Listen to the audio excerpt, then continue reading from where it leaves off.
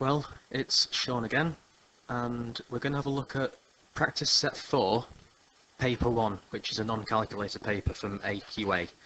So this one, no calculators allowed, and it's not a live paper, but it is similar to papers that have actually been set by students like yourselves. Anyway, let's have a look now at the first question. Question 1, it's a one-step equation, and we're asked to solve x over 6 equals 12. Well, x over 6 just means x divided by 6. So some number divided by 6 equals 12. To solve the equation, we want to have x on its own. At the minute, this 6 is dividing the x. To have x on its own, we need to get rid of the 6. At the minute, the 6 is dividing the x, and if we swap the side, we swap the sign. So we can move this 6 to the other side of the equation, but when we do that, the sign of it swaps. So at the minute it's dividing the x, opposite of divide is multiply. And so x is going to be 12 multiplied by 6, which is going to be 72. Even if you're not sure about what 12 multiplied by 6 is, just by looking at the sizes of these numbers, the only one that's even close to what it could be is 72. All the others are going to be really far away. So the first one, x is 72. Question 2, we need to circle all the numbers that have 11 as a factor. So if they have 11 as a factor, all that means is which of these numbers are in the 11 times table. Okay, so let's have a look at this one and just be thinking which of these are in the 11 times table. Now the numbers start quite big, so we're not going to start with 11 multiplied by 1. What we could do is 11 multiplied by 10. If we multiply a whole number by 10, that's straightforward because we can just add a 0 onto the end of a number. So 11 times 10 is 110. 11 times 11, 11 squared, we can just add another 11 to 110, and we get 121. 11 multiplied by 12, if we add on another 11, that would be 132. And if we do 11 multiplied by 13, add on another 11, that would be 143, which is bigger than any of these options. And so the only ones we can see here in our list are 121, which is the first option, and the other one we can see is 132, which is the third one. And so the two we need to circle for this question are 121 and 132. We leave 122 and 133 alone because they're not going to be multiples of 11. 11 isn't a factor of 122 or 133. So we circle the first and the third options. Question 3. Does a cuboid have more faces, edges or vertices? We need to circle our answer. So a cuboid is like a shoebox sort of shape. So I've got a cuboid just copied out here to show you. So now I'm going to try to explain what faces are, what edges are and what vertices are. So faces just means how many flat surfaces does the shape have. And so faces, we've got 6. You can think of a cuboid as a stretched out cube. What I'm getting at there is a dice is approximately a cube shape and a dice has 6 faces. So in terms of the faces, we'd have 6, which we can imagine as being the front and the back. That's 2 faces. The top and bottom. And the 2 sides. So front, back, top, bottom, left and right give us the 6 faces. Edges are just the bits that join the vertices. So I'll mention what vertices are first. Vertices join the edges together. And so vertices are like the corners of a shape, if you like. So hopefully you can see here that a cuboid would have 8 corners. It has 8 vertices. It's got 4 at the top, and also got 4 at the bottom.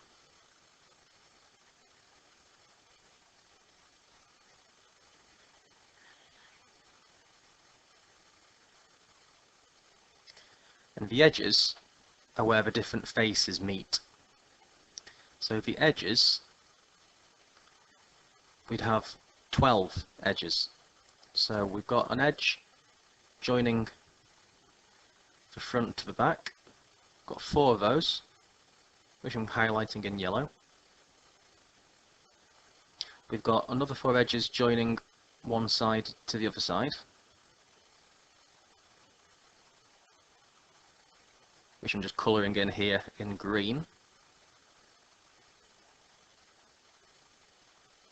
And finally, there's another 4 edges that join the bottom to the top of the shape.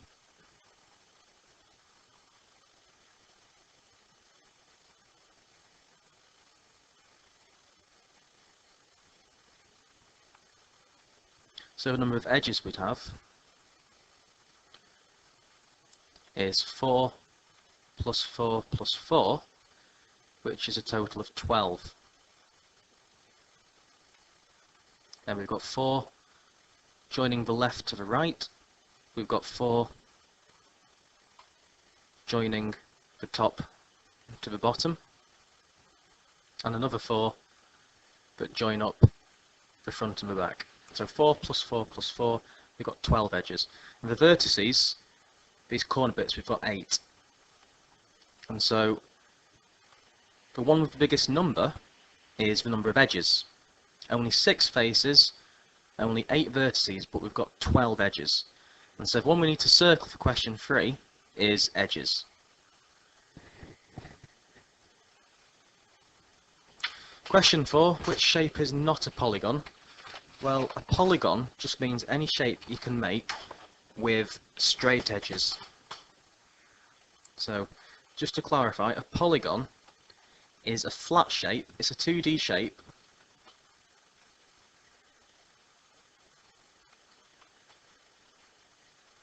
made only with straight lines. So that's probably the giveaway right there. All these are flat shapes. They're not 3D shapes like cubes or spheres or cones, but one of them doesn't have all of it being straight lines. These are all straight lines, as is the triangle, as is this plus looking symbol. But B, this semicircle's got a curved edge, and so B isn't the polygon because it has a curved edge. Curved edges aren't allowed in polygons. Question 5 is about a quiz. So scores are obtained from getting correct answers. No answer loses points. Incorrect answer loses even more points. So we're told that Team A answers 7 of their first 10 questions.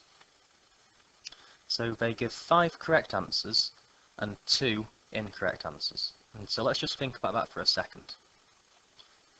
So the first thing we're told is they answer 7 of their first 10.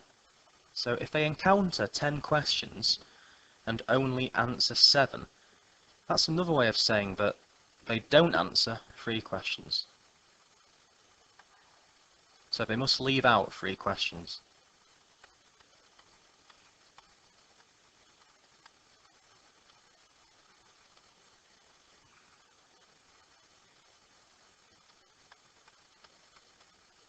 If they answer 7 of their first 10, that's another way of saying they don't answer 3 questions. And so we know from that then that they give no answer for 3 questions. Apart from that, we're also told they give 5 correct answers. So correct answer, 3 points each. They give 5 of those, and they also make 2 mistakes, 2 incorrect answers. So how many points do they score on the first 10 questions? Well, for 5 correct answers, they get 3 points each for those, so that's 5 multiplied by 3 for the correct answers. But now we're going to lose points for not answering questions. And so we're going to take 1 point away, take away 1 for every question they don't answer. They didn't answer 3 questions, and so we take away 1 3 times.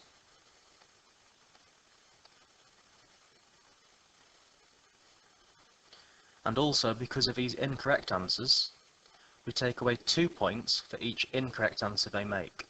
So we're going to take away 2 points twice because we answered 2 questions incorrectly. So take away another 2 and take away another 2. And so if we work these out first, before doing the final answer, bid maths, remember, we've got multiplication and subtraction to do. So we need to multiply and then do the subtraction. So 5 times 3 is 15. 1 multiplied by 3 is 3. 2 times 2 is 4. So the total points they'd have after 10 questions will be 15 minus 3, which is 12, and then 12 minus 4, which gives 8. And so they end up with 8 points after the 10 questions. Question 5, part B. We're told that Team B scores 17 points on the first 10 questions, and we need to work out what they've scored in terms of how many correct answers, how many weren't attempted, how many did they get wrong. What I suggest for this one is to be thinking, how many questions at least must they have got right to have got 17 points? If they get 3 points for each correct answer, then we know they must have got at least 6 questions right, because 3 multiplied by 6 is 18. 3 times 5 would be 15, which wouldn't have been enough points. And so this one, it's just a case of having an educated guess, really. It's trial and improvement. So let's say that maybe they got 6 questions right. If they got 6 questions right, 6 multiplied by 3 would give them 18 points. So how about the other 4 questions? Well, the other 4 questions, therefore, must be either not answered or answered wrongly.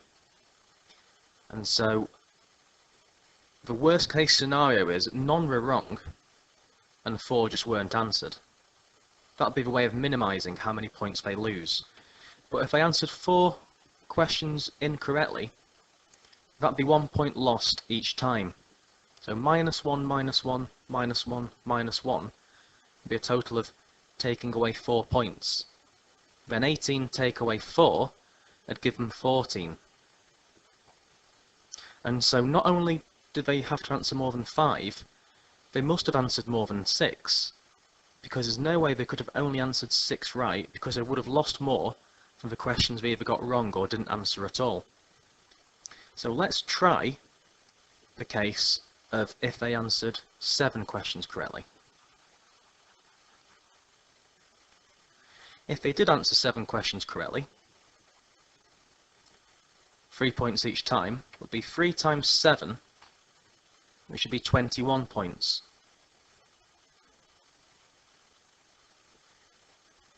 So to go from 21 points down to 17 means in the other 3 questions they will have had to have lost 4 points. And so how can we lose 4 points by either not answering questions or answering them wrongly? Well, if you think about it, there is actually a way of doing that. It could be that 2 questions weren't attempted. Each one that isn't attempted would be minus 1 point, and so 2 not attempted would be minus 2. Now we've got 7 questions plus 2, 9 questions. So the 10th one, if the 10th one was answered incorrectly, 1 answered wrong would be another minus 2. And then 21 take away 2 would be 19. Take away this final 2 would give us 17. And so this combination of correct, no attempt, and incorrect answers works. So they must have scored 7 correct, 2 not answered, and 1 question they must have got incorrect. So 7, 2, and 1 with the points filled in accordingly, like this. Question 6 is about comparing fractions of amounts. So we're asked which is smallest, 25 centimetres as a fraction of 2 metres, 30 grams as a fraction of 2 kilograms, or 11 pence as a fraction of a pound. And we need to show our work, and it's a fairly big 5-mark beast of a question. So first thing to notice as well is there's also a mixture of units. Centimetres and metres aren't the same thing. So what we need to do here is be thinking, how many centimetres would make 1 metre? And we need to remember that 1 metre is 100 centimetres. So to change from metres to centimetres, because in this number relation, one of the numbers is a 1 and one of the numbers isn't a 1, we either multiply or divide by the number that isn't 1. So to change from metres to centimetres, we're going from a smaller number to a bigger number.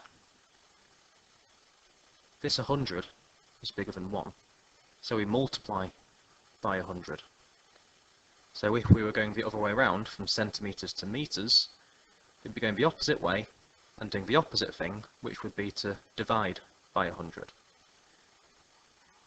But in this case, because we want to change to centimetres, because it makes it easier, we can say that 2 metres, 2 times 100, that would be 200 centimetres.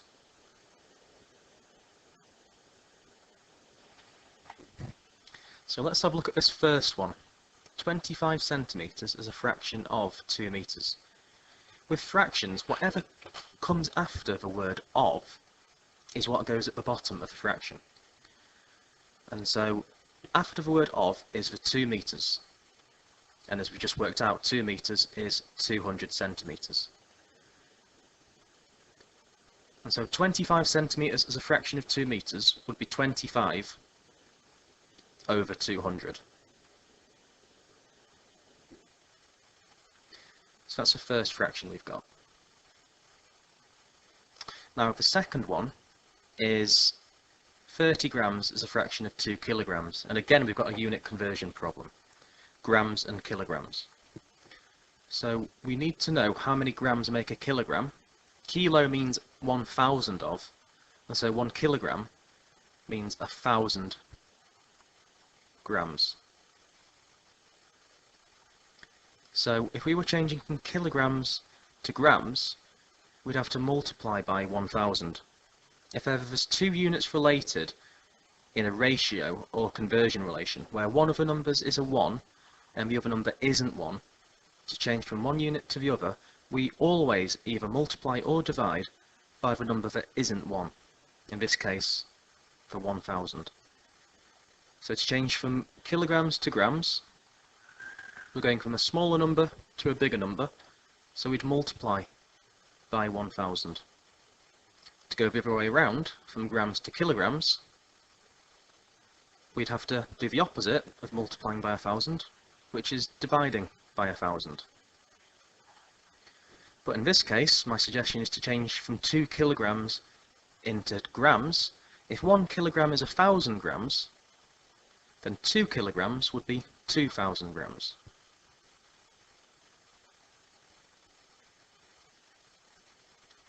And so 30 grams as a fraction of 2 kilograms would be 30 over 2,000.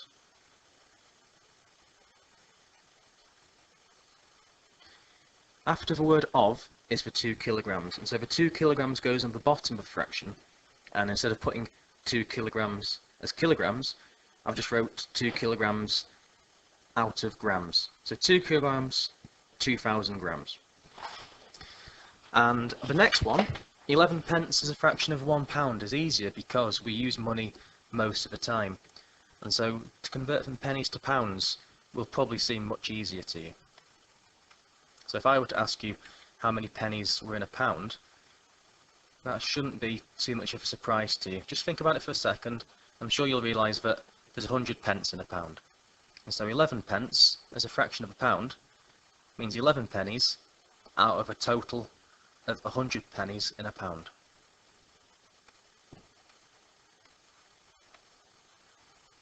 And so these are the three things we're comparing, and we've got three different fractions to compare. If we're comparing fractions, it's easiest to compare fractions if the denominators are the same. And so let's see what we can do to these to get them to be the same. The good news is that all the denominators are multiples of 100, and so they're all fairly easy to deal with. What I'd suggest is we can make each of these denominators into 200 fairly easily. For example, 30 over 2000, we can just knock a 0 off each, the top and the bottom. So knock a 0 off the 30, knock a 0 off 2000. In effect, multiply the bottom and top by 10, that would give us 3 out of 200. And the 11 pence as a fraction of a pound. For this fraction, the bottom number's 100, which we can change easily enough into 200 by simply doubling the bottom number. So if we double the bottom number, 100 changes to 200, and if we double the bottom, we need to double the top as well. So if we double 11, we get 22. So now if we look at it, all of these fractions are out of 200, and so now we can just have a look at the top numbers and see which is the smallest. So the smallest numerator, the smallest top number of these three, is the 3. 3 out of 200 is smaller than 25 out of 200, and it will be smaller than 22 over 200 as well. And so the smallest one is 30 grams as a fraction of 2 kilograms. And so to get the fractions with the same denominators is valid working. So you can't just write them as fractions and then just say, oh, that one's the smallest. You need to show some valid method that you've compared the fractions against each other in a valid way. The simplest way of showing that you've compared fractions without just guessing, I would suggest, would be to make the denominators the same. So your final answer, as I say, is to just write down it's 30 grams as a fraction of 2 kilograms.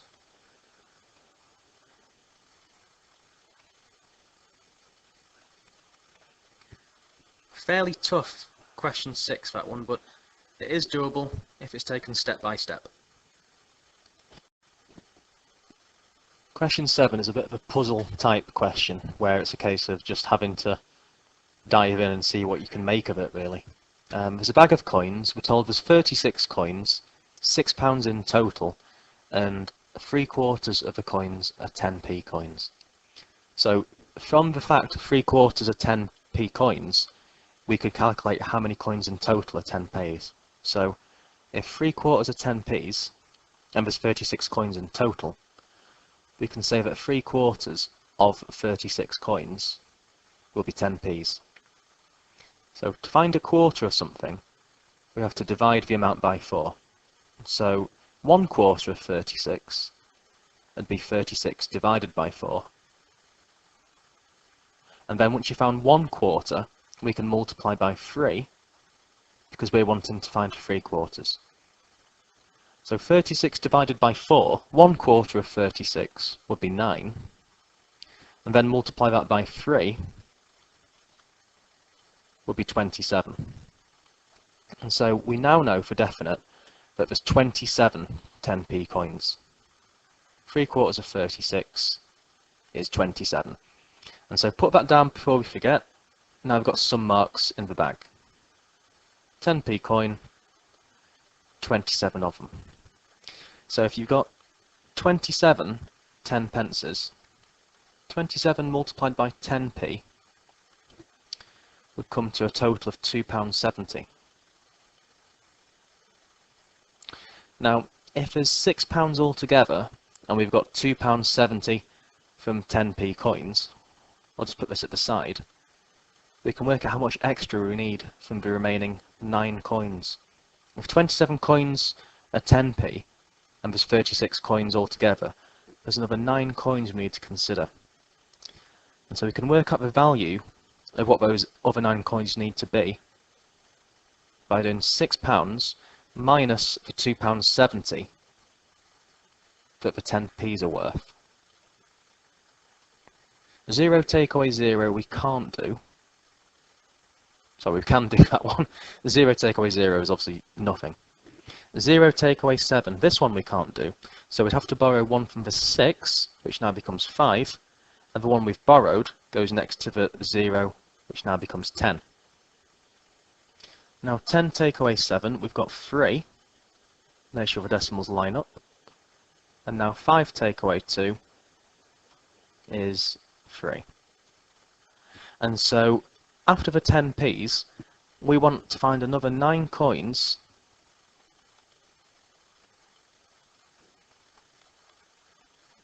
that equal £3.30. That's the main thing for this question. Can we think of 9 coins that add up to £3.30, but very importantly, they can't be £1 or £2 coins. So if you've got 9 coins that add up to £3.30, that's quite a lot of money in terms of coins at least. I'm not saying it's like millions of pounds, but they're not going to be 1p's or 2p's. So we're going to be considering mainly these coins here. 50p's, 20p's and 5p's.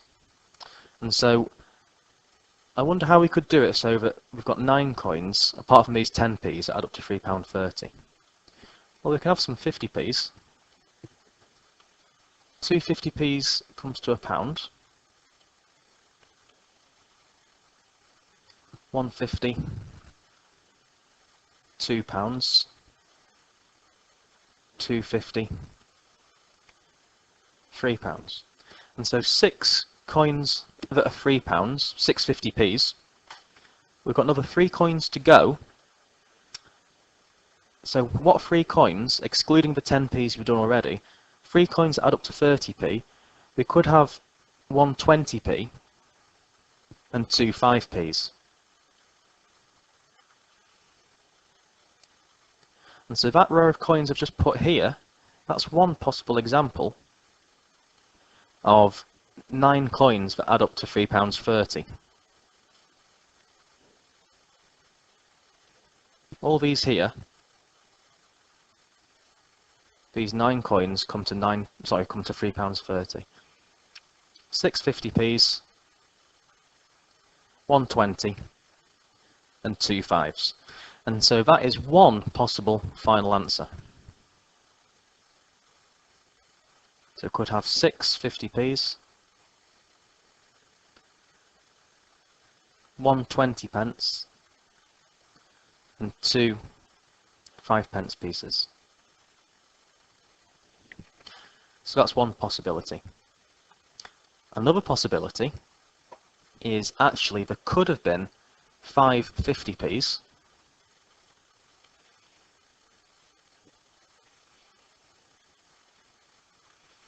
now 5 50p's comes to £2.50. Add a 20p, it'd be £2.70. Add another 20p, it'd be £2.90. Another 20p would be £3.10, and a final 20p would be £3.30. And so, as an alternative, I'm just going to put the alternative in red. Again, we could have had 27 10p's, because we need to, according to what the question says, 3/4 of 36. There's no altering the fact we need 27 10p's. Or we could have had 5 50p's and 4 20p's. So the alternative is this bottom row of coins. But I think the most obvious one, at least in terms of how my brain works, is this table here. And so that's one possible way of doing it. So you've got 36 coins that add up to £6, of which 3/4 are 10p pieces. Or the alternative way of doing it, I've written in red just at the side. So just put one answer, obviously. Don't waste your time doing every single combination of coins you can think of. These are the 2 possible answers. Just put one possibility in the table, and that's question 7 complete.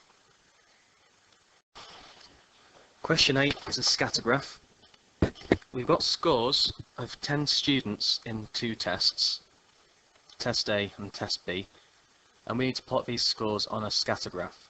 And so Test A is going along the x-axis, and so the first test here is the one we go along.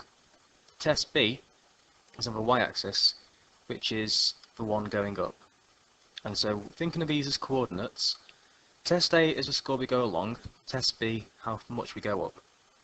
And so the first pupil gets a score of 3 on Test A, a score of 6 on Test B. And so the first pupil would have a score recorded 3 along and 6 up. And so the first one would go here. So each pair of points represents one student. So for example, the second point would be 6 along and 5 up. So to plot the second one, 6 along and 5 up would be here. And so we're just going to continue in the same way, plotting the other 8 students. So 8 along and 10 up would be here. 9 along, 11 up would be in the middle here. 9 along and only 10 up would be just below the one we've plotted, which would be about here. And 10 along, 5 up would go here. 11 along and 18 up. 11 along is here. Go 18 up until we get to this point up near the top. 12 along, 17 up will be close to where we just plotted. 13 along and 20 up would be over here. And the last one, 15 along and 14 up, would go here.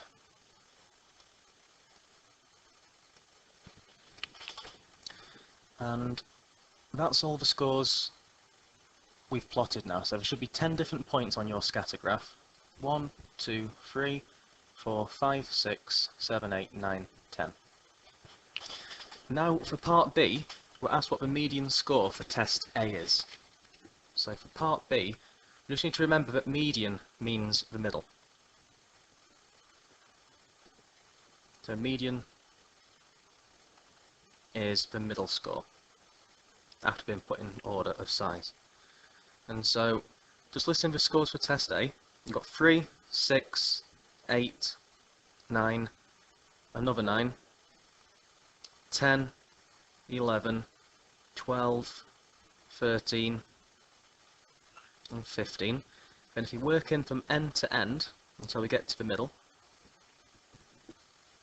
we can find what the middle score will be. So just cross off from end to end until we work into the middle, and we can see here we've got 2 numbers in the middle.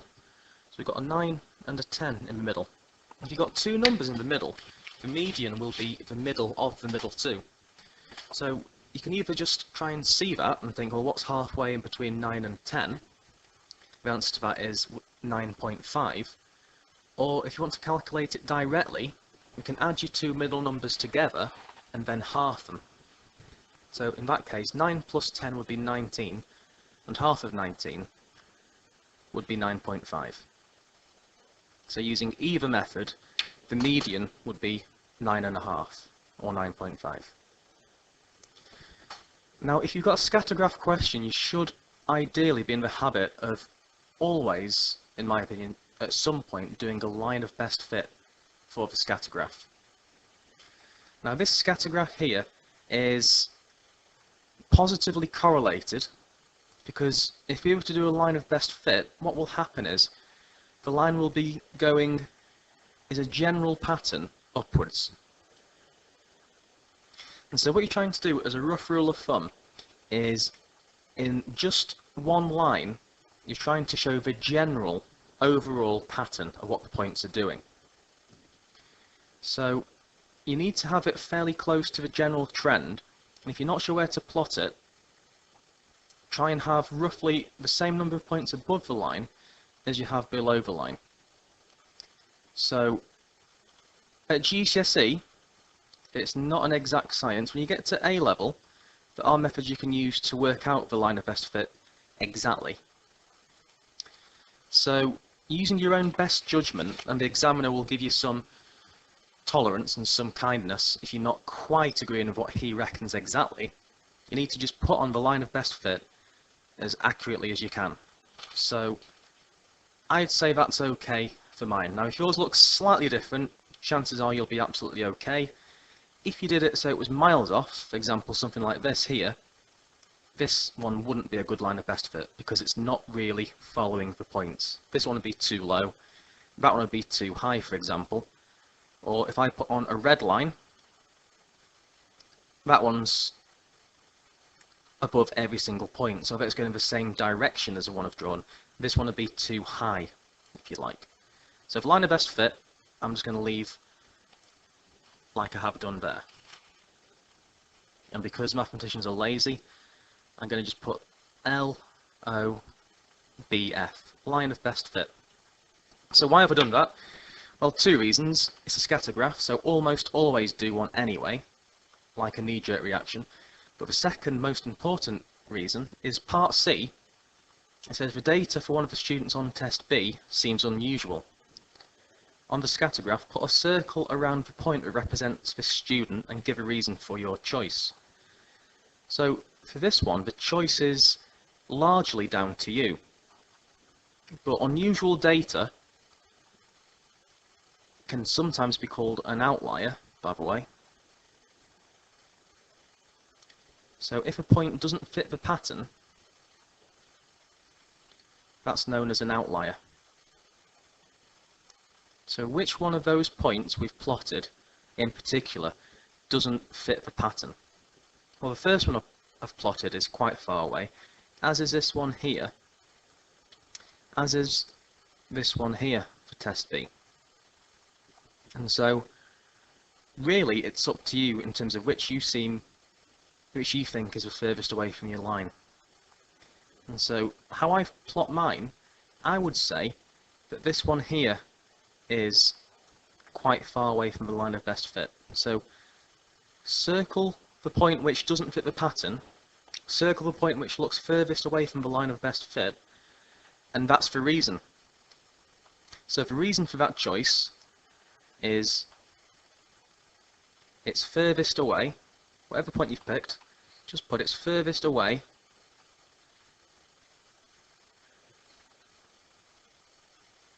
from the line of best fit, or furthest away from my line of best fit, you might want to write down. And that's all you really need to put for C. Something along those lines will get you the marks. And that's all we need to think about for question 8.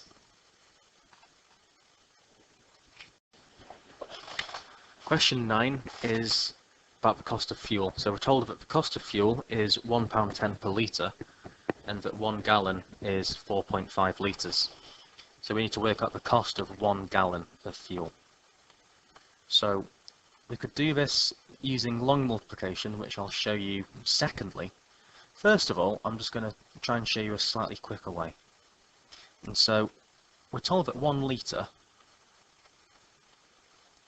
is £1.10. So if you want to work out the cost of 1 gallon, which is 4.5 litres, we could work out the cost of 4 litres by just taking the cost of 1 litre and multiplying by 4. If we do 1 and multiply by 4, that will give us 4. And we do the same to the other side as well and do £1.10 multiplied by 4. £1.10 multiplied by 4 would be £4.40.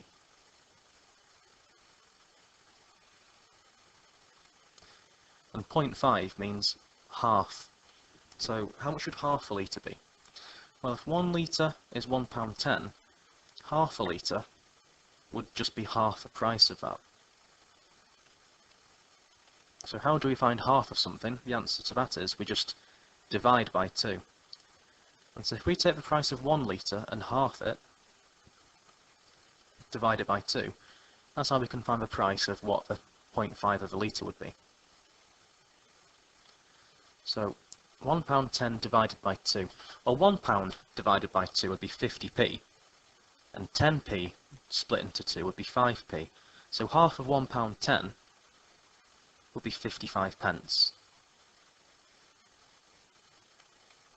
Now what we can do is consider the 4.5 litres as 4 litres plus the half litre.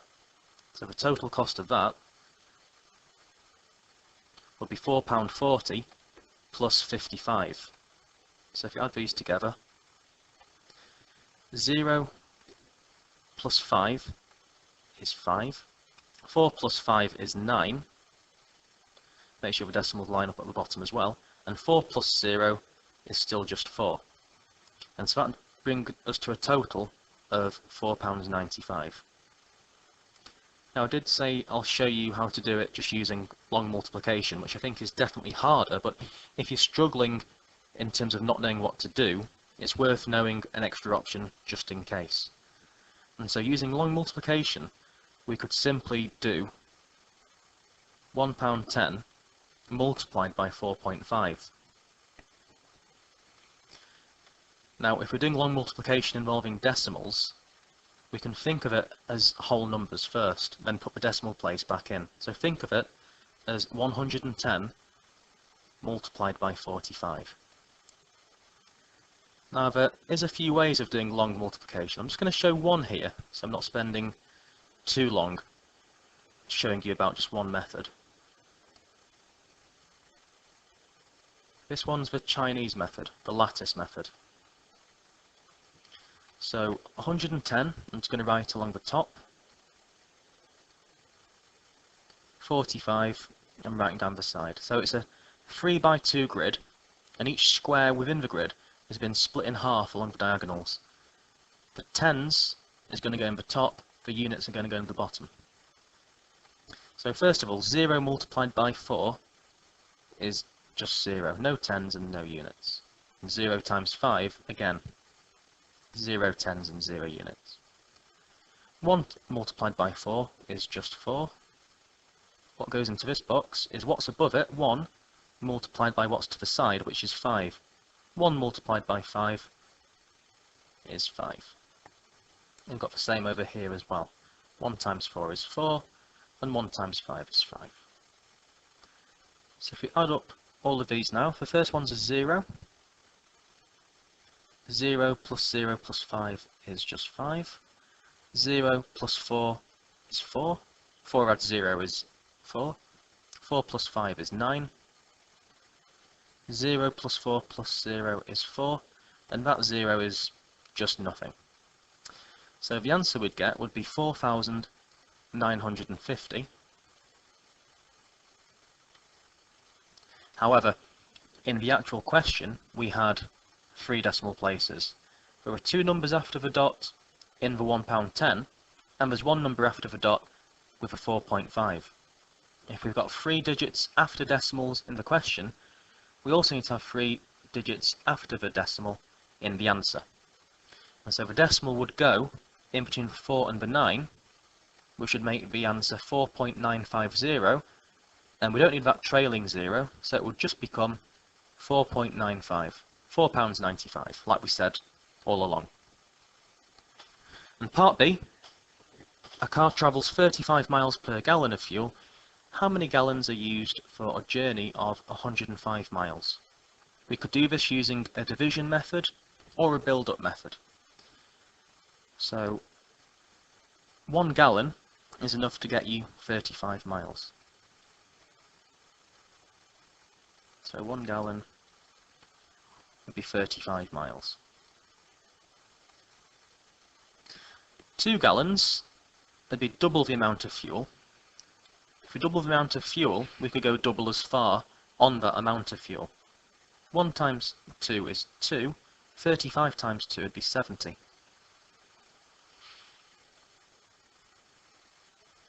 3 gallons, we could go an extra 35 miles. 70 plus 35 would be 105 miles, which is what we're asked about to begin with. So for 105 miles, we'd be using approximately 3 gallons. And so the final answer to part B is we'd use 3 gallons.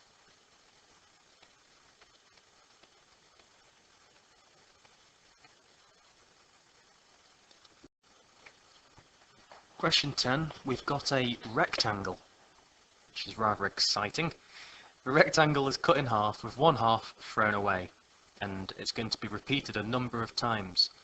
So for part A, we need to be thinking what size of rectangle is not possible after 3 cuts, and we need to circle our answer. And so if it's been cut 3 times and each bit is thrown away after it's been cut, then what's happening is we're halving it,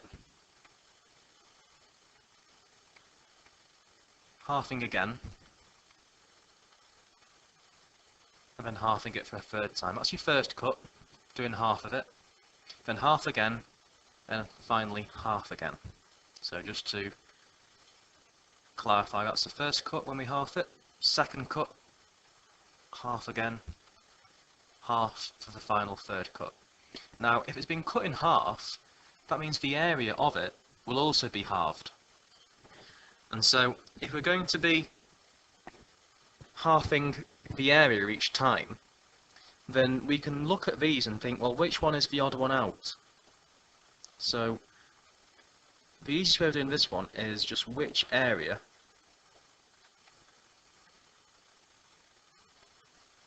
is the odd one out, if you'd like. Now the area of a rectangle is just the length of it multiplied by the width.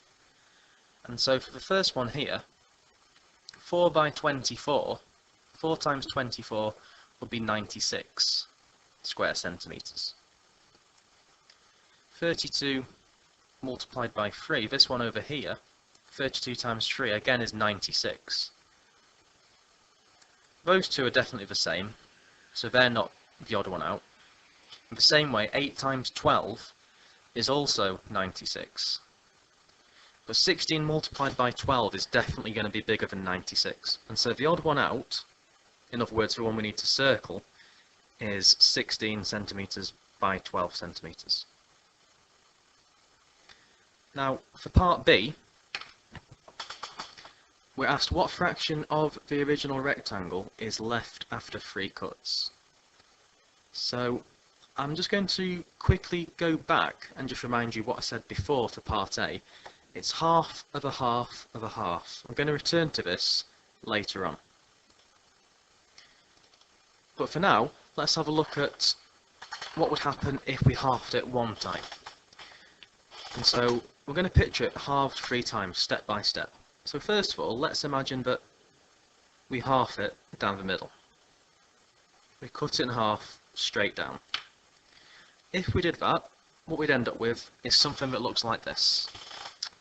We'd have the yellow bit left on the left hand side, this bit on the right hand side would be thrown away. And so I put in dotted lines the half which is now no longer there. So we just have this yellow half left. That's what it'd look like after one cut. Now if we cut it again, I'm suggesting now we could half this yellow one going along here.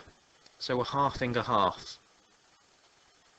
So if we half this yellow one going across, we'd then have something that looks like this. This green portion. So we've halved it once, then halved again. So we've now got this green rectangle in the bottom left. So we've halved it 2 times now. So if we half it for a final 3rd time, if we half this green one that's left down the middle again, like this, we'd be left with a final tiny square looking shape that looks like this. So that blue portion here is what's left.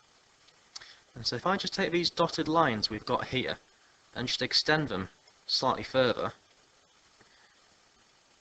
we can picture what fraction of this shape is left.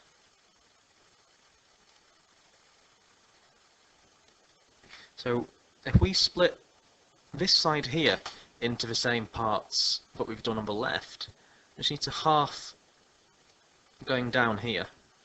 So we now split it, hopefully you can see, into 8 equal slices. We've only got one slice out of 8 left. And so the fraction that's left of the original full rectangle that we used to have is just one piece out of 8. We've got 1 out of 8 left. So as a fraction of the original, it's just 1/8. Return to what I said earlier on, 3 cuts is halving it, halving again, then halving for a third time. Half it once, if you half it again, that's half of a half. Then half it for the final third time is half of a half of a half. I mentioned this way just to link the English to this pictorial way of doing it. Of in maths often works like a multiply. For example, a quarter of something is the same as a quarter multiplied by that something. So we can picture these ofs as multiplication signs. Half of a half means half multiply a half multiplied by a half. So if you can remember how to multiply fractions together, we can do it this way without having to rely on a picture. Fractions are multiplied by just multiplying the tops and multiplying the bottoms.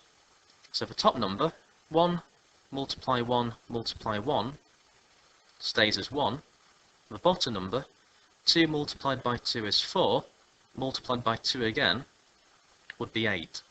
So thinking of it as half of a half of a half, as 3 fractions multiplied together, again we'd also get that the fraction left is 1/8 of the original rectangle. And that's question 10 completed. Work out the value of x, question 11. So look at the shape, it's a 4-sided shape, so it's a quadrilateral. So what we need to remember is that for any 4-sided shape, for any quadrilateral, you need to remember that the angles in any quadrilateral will always add up to 360 degrees.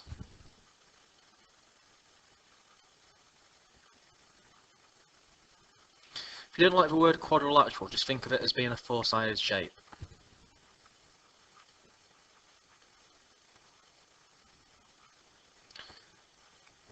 It will always add up to 360 degrees. Now, in case you might struggle to remember that, you can think of any polygon, any shape with straight sides, as a number of triangles glued together. And so a 4-sided shape, you could think of as being 2 triangles stuck together. So as long as you can remember that angles in a triangle add up to 180, that's the main thing, and you can take it from there. So this triangle would be 180, this one would be 180, 180 plus 180 would be 360. But the main thing is, all of these angles here will add up to a total of 360. So what we can do is make an equation out of these 4 angles so that the total of them is 360. So one angle, we're told, is 5x.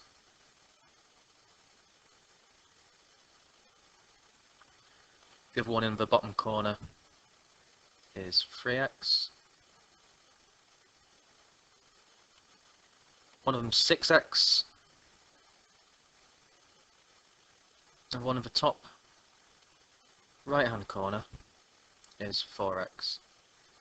So the sum of all these angles added together will come to 360. So 3x plus 5x plus 4x plus 6x, all of those will add up to 360 degrees exactly. So I'll just colour code where these angles come from. So that was 4x, 6x, 5x, one colour, 5x in yellow. So if you add together all these x's and simplify the left-hand side of this equation, 3 plus 5x's is 18. Sorry, 3 plus 5 is 8. Don't know what's wrong with me. 8 plus 4 is 12. 12 plus 6 is 18. So we'd have 18 x's equals 360 degrees. Now we want to work out what just one x is worth, not 18, but just one. That 18 is multiplying the x, so when the 18 swaps sides, it will swap sign. So if we move the 18 over to the 360, this 18 will be the opposite of multiplying and will be dividing. So x will be 360 divided by 18. Now you can think of any division as a fraction. So if you want to, you can simplify down the fraction before you actually process the main division. So if both numbers are even, that means we can always half them. So half of 360 will be 180. Half of 18 will be 9. Now that might be easier to divide because now we're dividing by a one-digit number. So we can't fit 9 into 1, so that won't go, and that 1 is a remainder. So that 8 is now 18. 9s into 18 we can fit exactly 2 of, because 2 9s is 18, so now there's no remainder to carry on to that 0. And finally 9s into 0 is 0. And so 180 divided by 9 gives us a total of 20. And so x must be 20 degrees. Question 12 is about football tickets and sales. So we're told last season a football club sold 8,000 season tickets at 250 each, and that this season the season ticket price is reduced by 20% to £200. Now we're asked, if a club sell 20% more tickets, will the amount of money they receive increase, decrease, or stay the same? That's a big 5-mark question. We need to show all steps of our working. So there are two main things to consider. One is last season, the other is this season. And so what we might want to do is to consider it as a table comparing last season to this season. And we can calculate for last season directly because we're told this on the top line of the question. So we're told quite clearly that last season a football club sold 8,000 tickets at £250 each. And so what we'd do here is £250 for one ticket multiplied by 8,000 tickets. Now these are big numbers, but don't worry about them yet because these are whole numbers ending in 0. And so we can leave the zeros until last and just focus on the initial non-zero numbers. In this case, 25 multiplied by 8. Well, 25 multiplied by 8 is a bit easier to handle. That would be 200.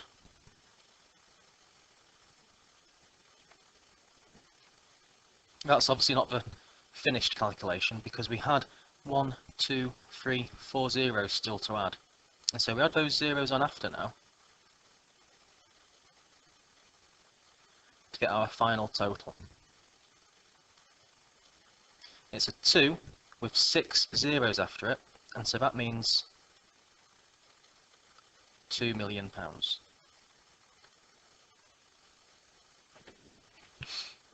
Now this season we're told that the ticket price is reduced by 20% to 200. So we know the ticket price is going to be 200.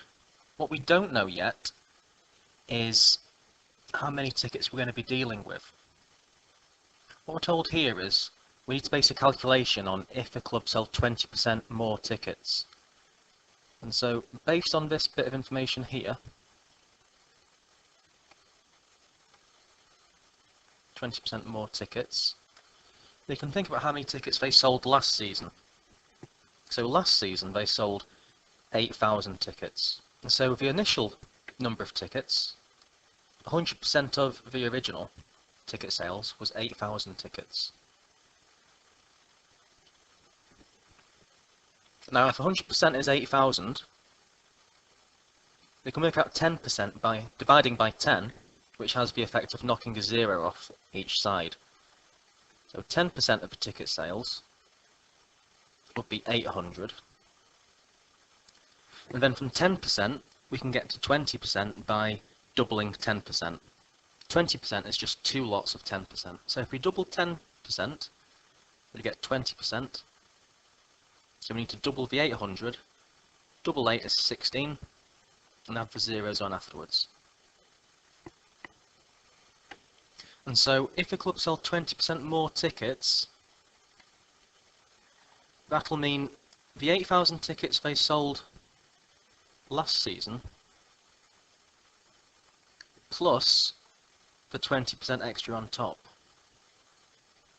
Because we've just calculated that 20% more tickets is 1,600, sorry. So 8,000 plus 1,600 would be a total of 9,600 tickets.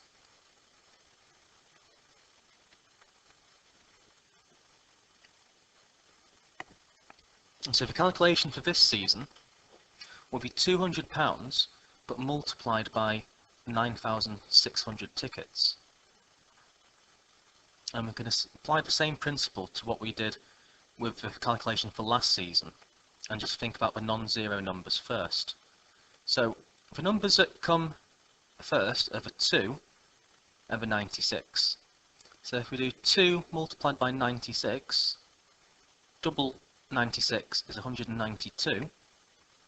Then in the same way as before, we need to add on the trailing zeros, of which we have 4.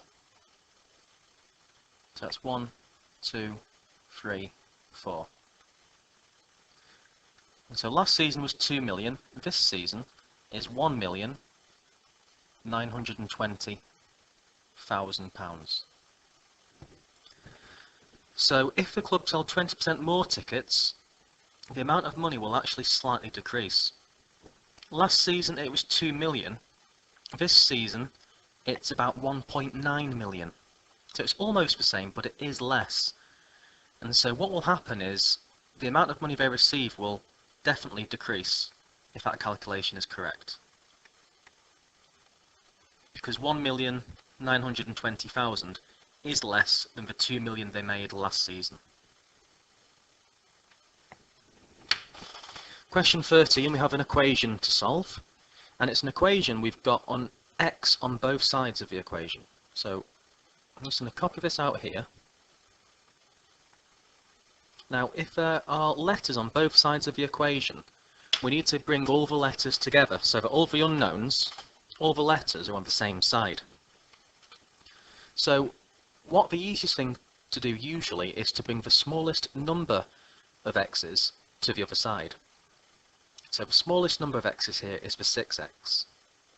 Now, at the minute, those 6x's aren't negative. There's no negative sign in front of them. But just remember, when we swap side, we swap sign. So if those 6x's are brought over to join the 8x's, they're not negative yet, they're positive.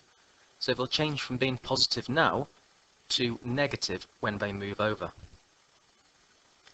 So on the left-hand side, we'd have 8x minus 6x, which would be 2x. We'd still have minus 3. And on the right-hand side, after we've moved the 6x's, we'd just be left with this negative 9. So the next step is, once we have x's on their own on one side, the numbers on their own on the other side. So this minus 3 could go and join the minus 9. But just remember, if we swap side, we swap sign. Opposite of minus is plus. And so 2x will be minus 9 add 3. Minus 9 add 3 means we start at minus 9 on the number line, but then we're going 3 higher. We're going 3 towards the positive end. So it would be minus 9, minus 8, minus 7, minus 6.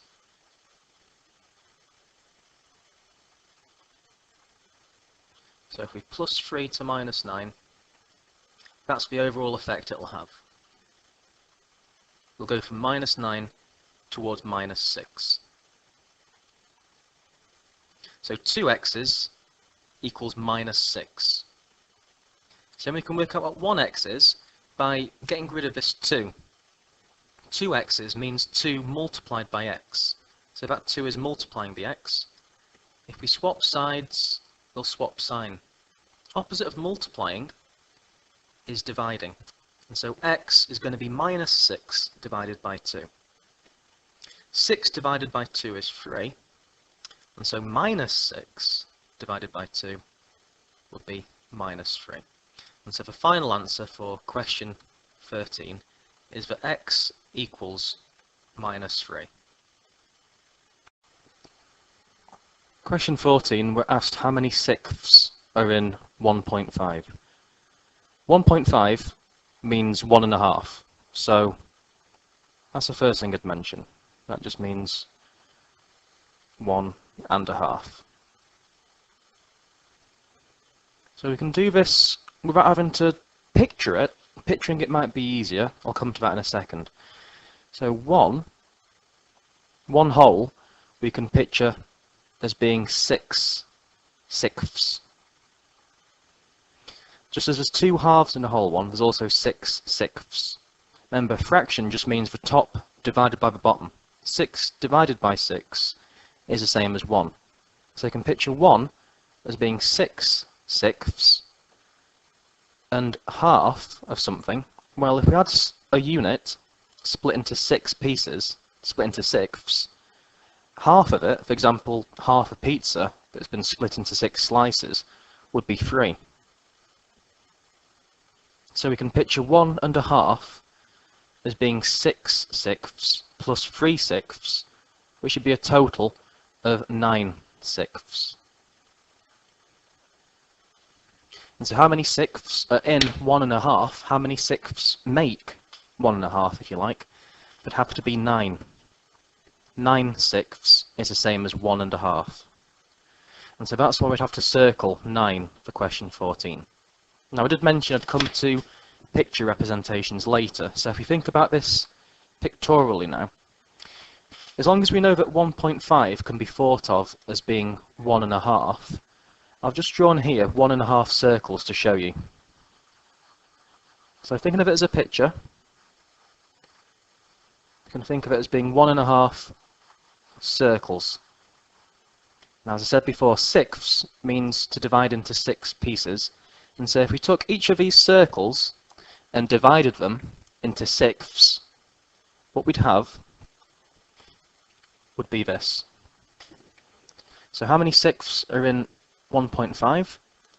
We'd find there'd be 1, 2, 3, 4, 5, 6 sixths in the whole one, plus an extra 1, 2, 3 from the half. 1, 2, 3, 4, 5, 6, 7, 8, 9 sixths altogether. And so the answer to this one, how many sixths are in 1.5? There would be 9. Question 15, we need to work out 150% of 36. We can start off by remembering that 100% of any number is just the number itself. So 100% of 36 would be 36. Now, because we want to work out 150%, it'd be a good idea to work out what 50% would be. So 50% is just half of the value. We can find 50% by halving 100%. Half of 100% is 50%, and so if we half 36, we'd get what 50% is, which is 18. If you're not sure what half of 36 is, you can always use a bus stop method. 2 into 3 goes once. 1, 2 is just 2, which is 1 away from 3, so the remainder is 1. And 2's into 16, you can fit 8 of. And so 36 plus 18 would tell us what 150% is. We're just adding together these two rows. So 100% plus 50% is 150%, which we want to find. And then 6 plus 8 is 14, so carry 1 across. And finally 3 plus 1 is 4, plus we carried 1 is 54. And so 150% of 36 is 54. And so the one which is 54 is the option we need to circle for question 15.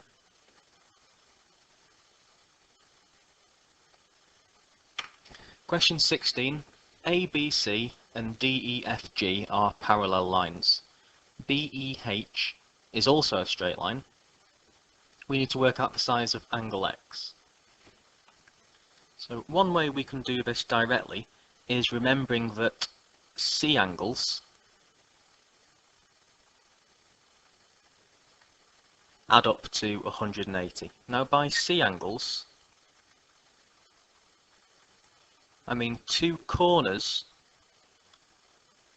that are made from a straight line and two parallel lines at either side. And so in this case, what I'm talking about is the C angles made from C to B to F to G. So this 25 and the X both make C angles. Now C angles aren't literally called C angles, that's how I see them. The technical name for them is co-interior angles.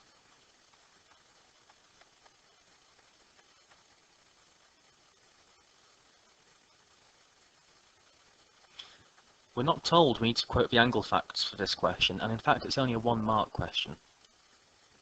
But at any rate, we can say that 25 degrees plus X equals 180. We want X on its own, and so this 25 can be taken away from both sides. Or as I sometimes think of it, we swap side and swap sign. Right now that 25 is a positive thing. When it swaps over, it changes from positive to the opposite, which is negative. So X is 180, take away 25, which would be 155. Another way you could have thought of that one, if you weren't sure about co-interior angles, or if you'd just forgotten, is the idea of F angles, corresponding angles. So if I just extend this line going on and write down the angle at F, what we can see here hopefully is that the angle at B, which is 25, will be the same as the angle the other side of F, because it makes a corresponding angle with BC and FG. So if an angle looks like an F laid down on its side or back to front or whatever, it might look like a T angle, the corners of the F, the armpits of the F, will be the same. And so if this is 25, this one here will be 25. Then we can employ the fact that angles meeting at the same point on the same side of a straight line add up to 180. And so 25 plus X must be 180 because they lie on a straight line. This is what we had here, so you get the same answer. So X is 155 degrees. Part B, we need to work out the size of angle Y. And we're told that we need to show the working, which may be on the diagram. So again, it's just about spotting these angle facts, which are normally letters of the alphabet, so we're talking Z's, X's, and F's and C's. And so one thing we can spot here as well is that we've got two parallel lines, B to C, and then from F to E,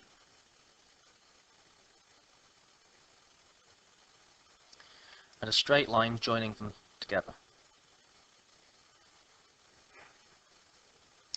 And so the 25-degree angle here will be the same as this angle here.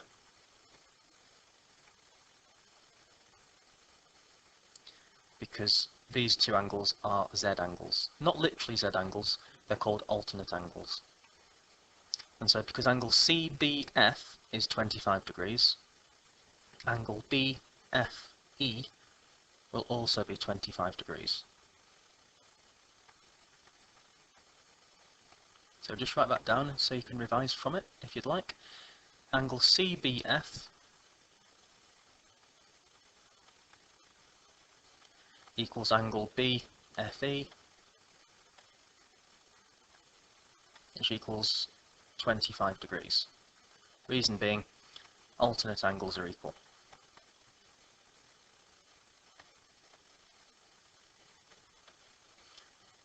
Now the next thing to spot is we now know two angles in this triangle.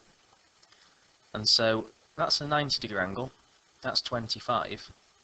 We can work out this one here, the other side of E.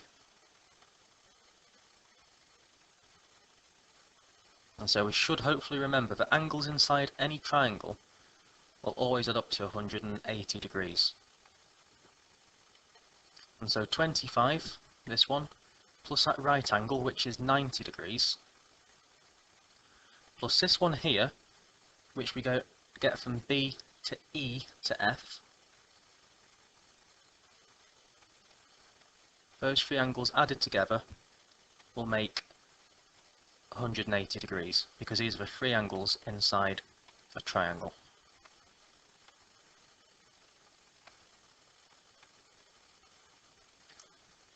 So this is an equation we can neaten up slightly. 25 plus 90 we can work out. 25 add 90 is 115. So 115 degrees plus whatever BEF is will equal 180. Now we can work out what angle BEF is. This 115 we can subtract from both sides. In other words, we swap side and swap sign. So when this 115 moves over, it becomes a minus. And so BEF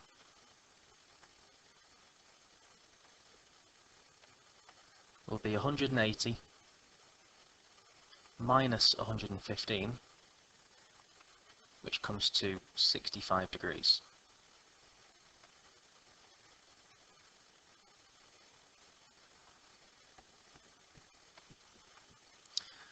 And finally, we can work out angle Y, because 65 plus Y will add up to 180 degrees, because angles that meet at the same point and are on the same side of a straight line will add up to 180. So 65 plus Y equals 180. In the same way, get rid of that 65, swap side, swap sign. Opposite of a positive 65, as it is now, will be negative 65. So Y will be 180 minus 65, which comes to a total of 115 degrees. And that's the final answer for 16 part B. Y is 115 degrees. Question 17, we've got that Harry is tiling a wall of area 25 square meters. The tub contains 15 kilograms of tile cement, and the instructions say that 2 kilograms of tile cement will tile 1 square meter of wall. So how many tubs does Harry need to buy? So what we're told here is that 2 kilograms are needed for 1 square meter of wall. So we'll just write that down. 2 kilograms for 1 square meter. But he's tiling a wall which has an area of 25 square meters. So it's not just 1 square meter we need 25 square meters.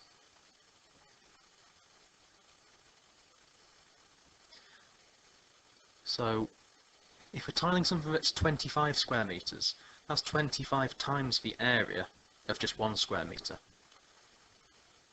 So we'll need 25 times as much cement as 2 kilograms. Another way of thinking about it is to change from 1 to 25, we'd have to multiply by 25.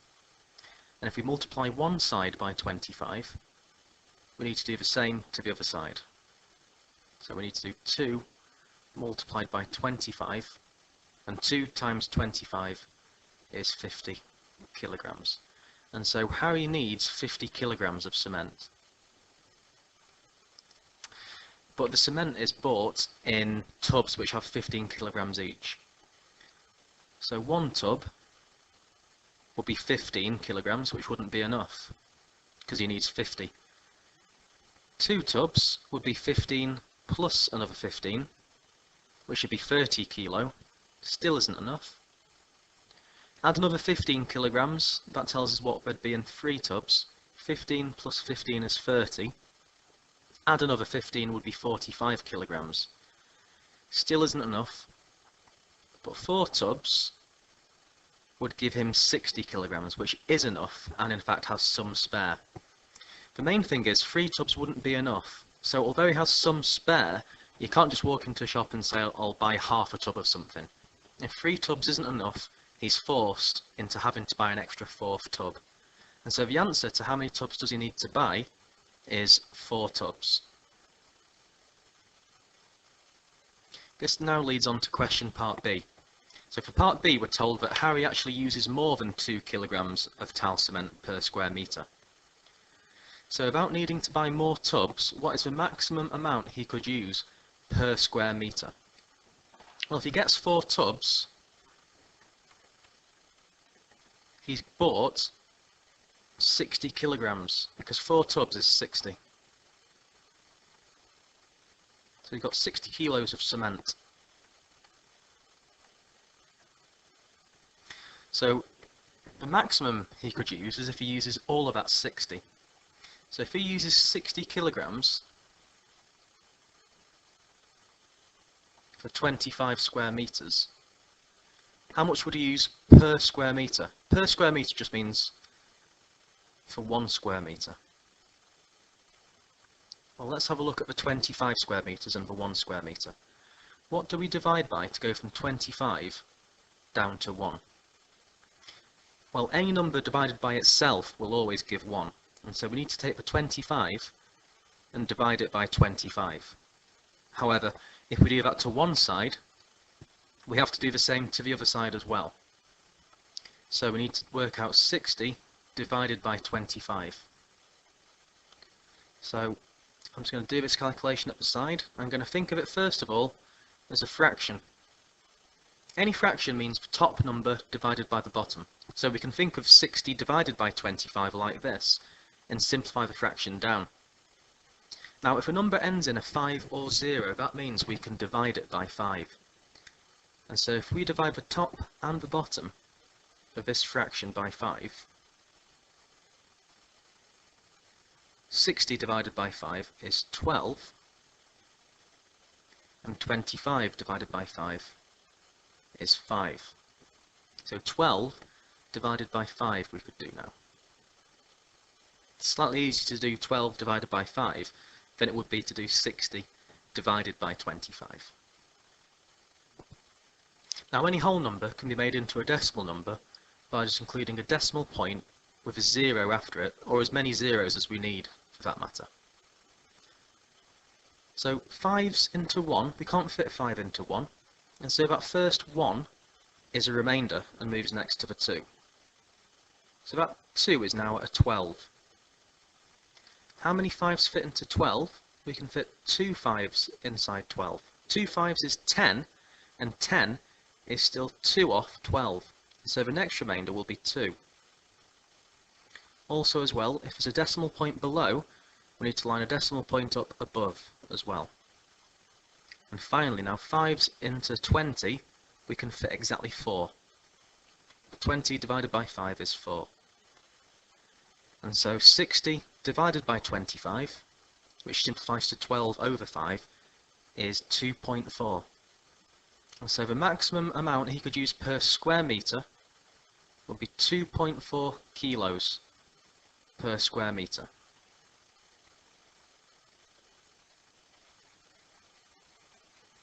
And that's the final answer for question 17, 2.4 kilos.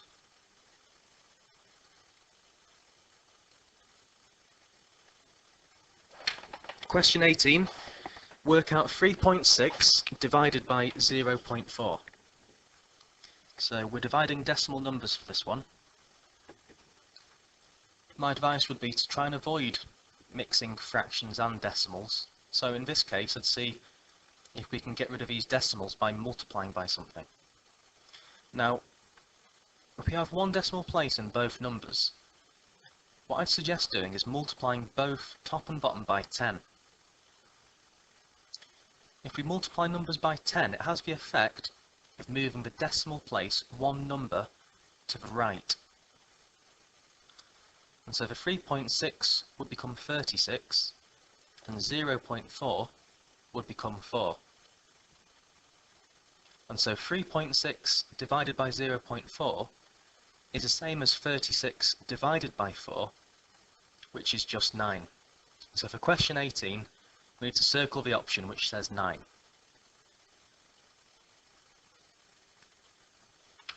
Question 19, expand and simplify. 3 brackets 2x minus 5 plus 4, then brackets 2x plus 1. So first of all, I'm just going to copy this out, and then we can expand it.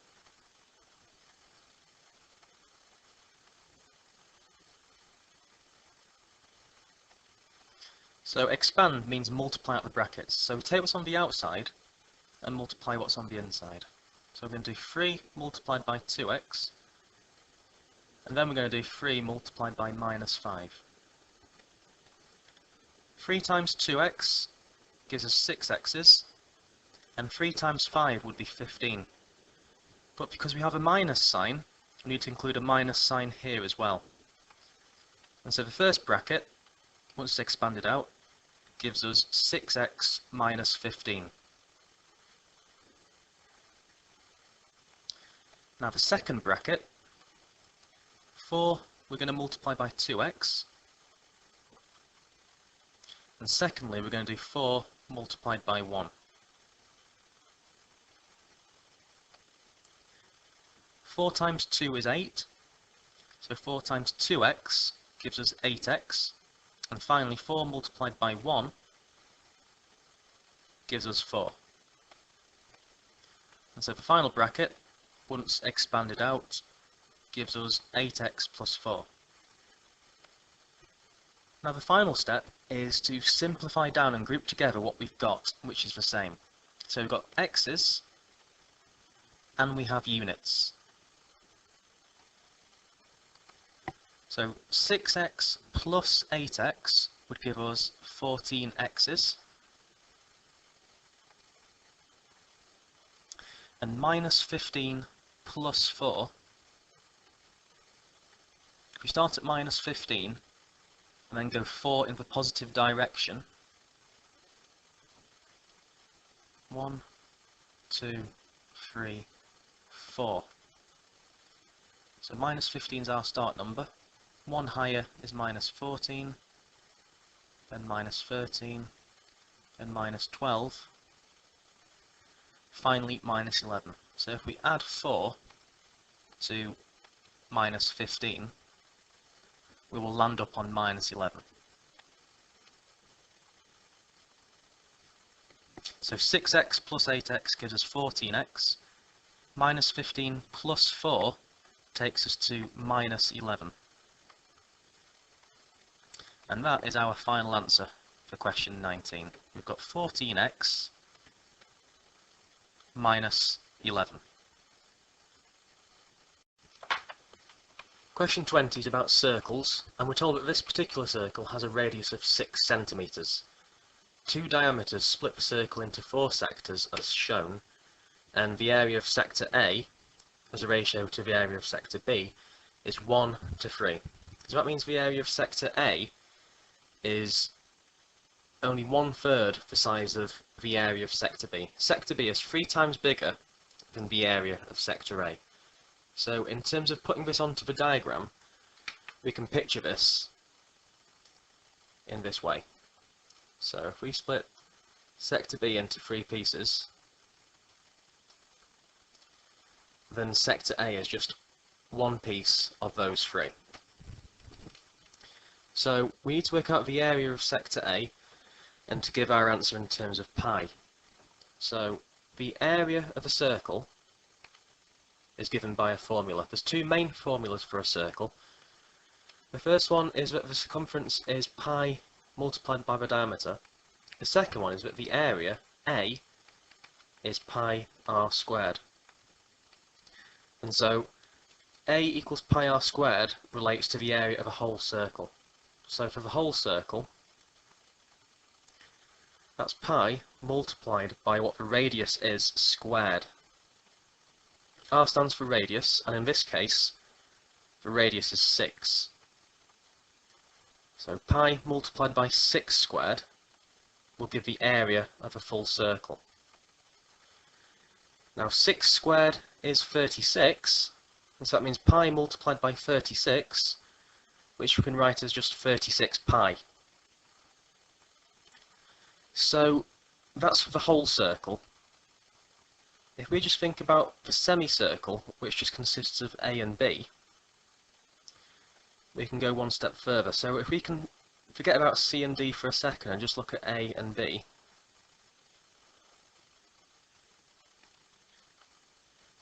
so we've got A, which is one slice, and B, which is 3 times bigger, which is 3 slices on the right hand side. So if we just picture this in this way, so A is just this one piece here, and B is 3 times the size.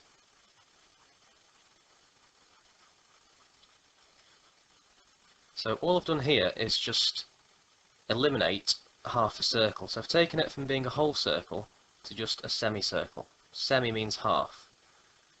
And so if a full circle was 36 pi, like we worked out earlier, the area of the semicircle will be half of that.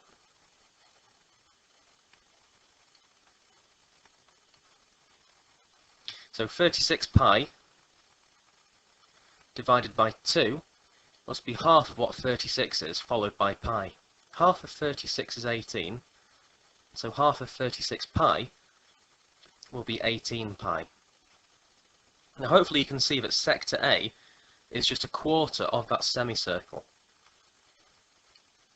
So A, sector A, is a quarter of the semicircle.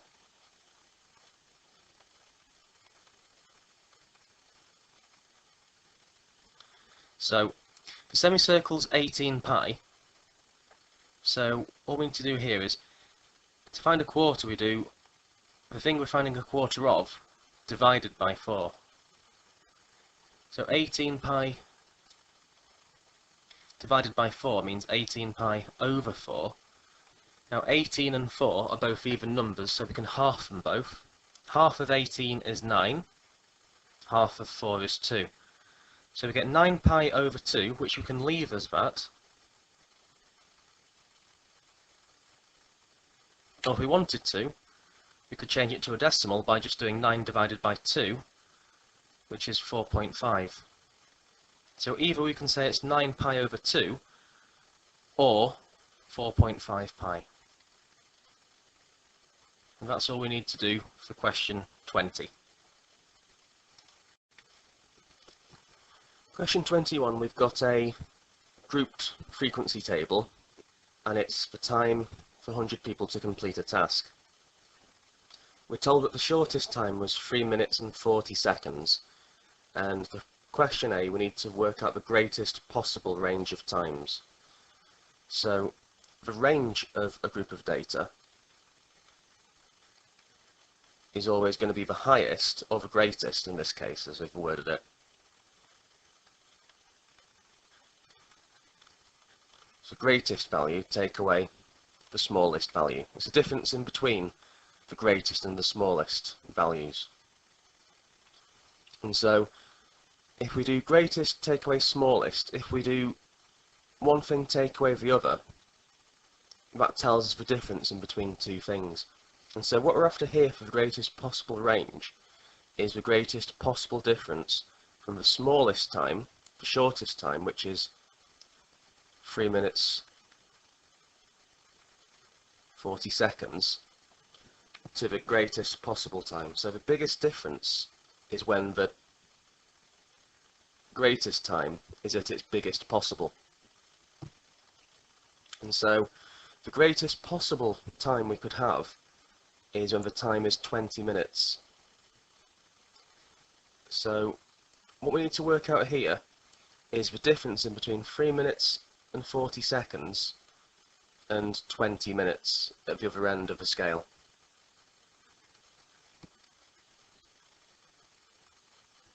So, for example, to go from 3 minutes and 40 seconds to 4 minutes, that would be an extra 20 seconds.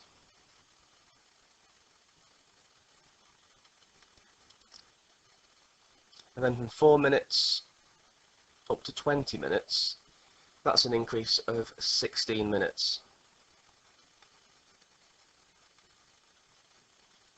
And so the total difference in between the greatest time, greatest possible time, which is 20 minutes, and the shortest time which we've been told, which is 3 minutes and 40, is 16 minutes and 20 seconds. So that's our answer for that's our answer for part A. So we've got 16 minutes and 20 seconds. Now part B, we've got the same data, but this time Jack's saying the median time is exactly 10 minutes. We need to give a reason why he must be wrong. So the median means the middle value when they're put in order of size. So if we've got 100 people listed in order of time taken to complete this task, so people that don't take very long at one end, all the way up to people that take close to 20 minutes, the median person will be halfway along. So if there's 100 people, the median person will be about the 50th person. Because halfway along a line of 100 people, half of 100 would be around the 50th person. So what we can do is look at this frequency column and then interpret that. So the first 17 people, from the first to the 17th person, they took between 0 and 5 minutes. And the next 28 people fell into this category. And so the 18th person after 17 is 18, and 17 plus 28 takes us to the 45th person.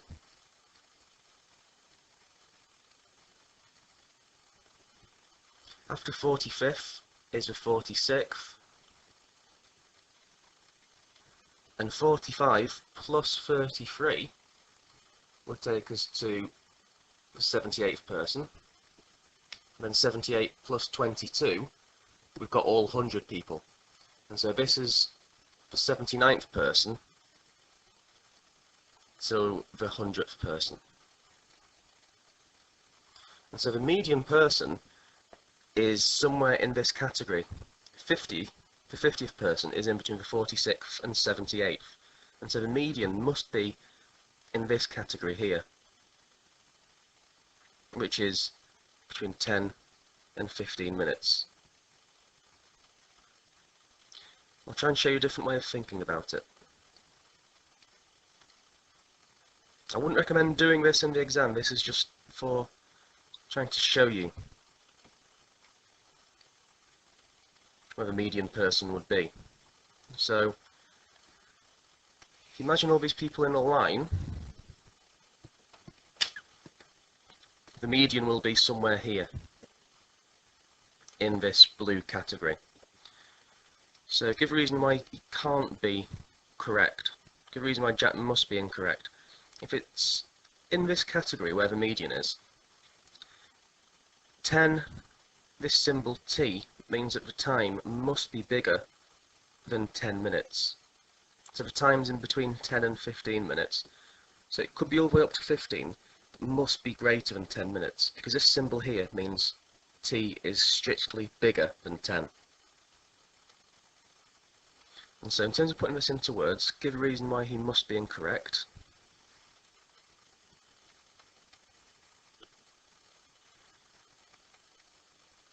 The median time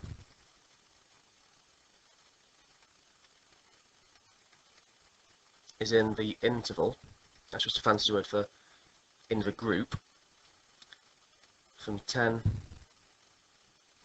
to t to 15.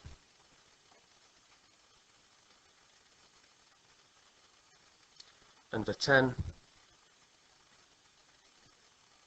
to t part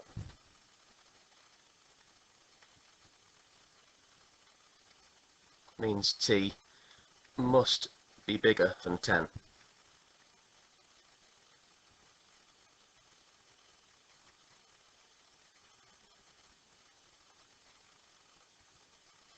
Not the nicest 1-mark question, but that's the gist of it for question 21.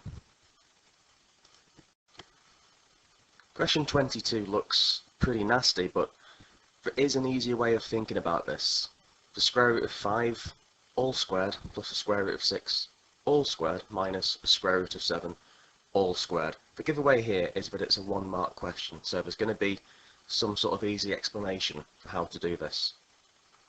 So the square root of 5 means what number, when we multiply it by itself, gives us 5? Well, 2 times 2 is 4, 3 times 3 is 9, so this is going to be an awkward, really hard to work out decimal number, as is this one and this one, but because it's 1 mark, there is an easier way around it. Essentially, this tick means the square root,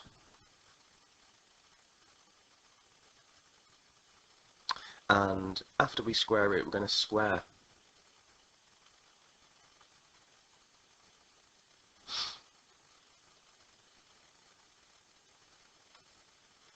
And these are opposite operations. The square root and squaring something, in a sense, cancel each other out. If you square root a number and then square it, it's like nothing ever happened. So it's easier to show you if I take an easy example, or some easier examples. The actual answer to this question is very straightforward, so I'm just trying to explain why the answer is what the answer is here. Let's take a number which we can actually do the square root of. For example, the square root of 4.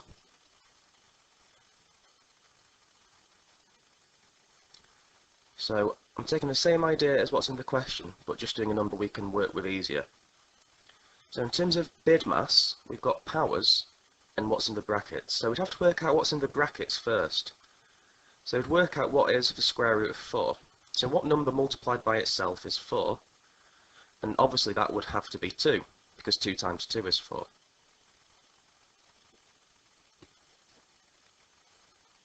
So once we've done the square root of 4, which we've worked out is 2, after we've done the brackets, we can work out the power. 2 squared just means 2 times 2, which is 4. Or if we picked a different one, for example, the square root of 36, all of that squared.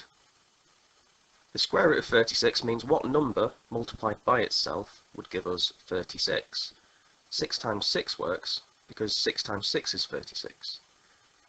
And so in the same way, the square root of 36 would be 6. We've done the brackets, now finally we can square it. And 6 squared equals 36. Now the tip is, just have a look at the number we had in the square root and compare it to the end value. 4 in the square root, 4 on its own. 36 under the square root, 36 on its own. So when we square a number and then square root it, it's like nothing ever happened in the first place, because the squaring undoes the square root. So dead easy now. Applying the same logic to the square root of 5 all squared, imagine that was a 5, we just end up with a 5. or the square root of 6 all squared, we start with a 6 in the square root and end up with 6 on its own. So this just becomes 5 plus 6 minus 7. 5 plus 6 is 11, then 11 take away 7 would be 4. So once you know the pattern, once you know what's happening, it's as easy as that. 5 plus 6 take away 7, which gives us 4. And that's question 22 complete. Answer 4. Question 23, we need a ruler and a compass, and we're going to be making a triangle ABC, which is going to have to be an accurate drawing. So we're told that BC is going to be perpendicular to AB, and that AC is 9 centimeters. So AB has been drawn for us, which is rather nice. So the first thing I'd notice is that it says that BC has to be perpendicular to AB. Perpendicular is just a fancy way of saying at right angles to. If you notice, the point B is shared in both the line BC and AB. And so this means that BC and AB will join at the shared point B. And so what we're going to be looking at, just to have a rough idea of what we're going to be expecting, is something like this. So it's going to be a right angle we're going to make at B. So that's the rough idea of what we're going to be making, but obviously that isn't going to cut it because that isn't an accurate drawing yet. But that's where we're going to be making our right angle. The next thing we need to try and remember is using compasses. How do we make a right angle? Well, what we need to do for that one is to do the perpendicular bisector of a line. So what we need to do first of all is to extend the line AB. So I'm just going to pick a different colour here so that it's nice and clear what we're doing. So I'm going to colour it in red, extend the line AB. The next thing we need to do is get a compass,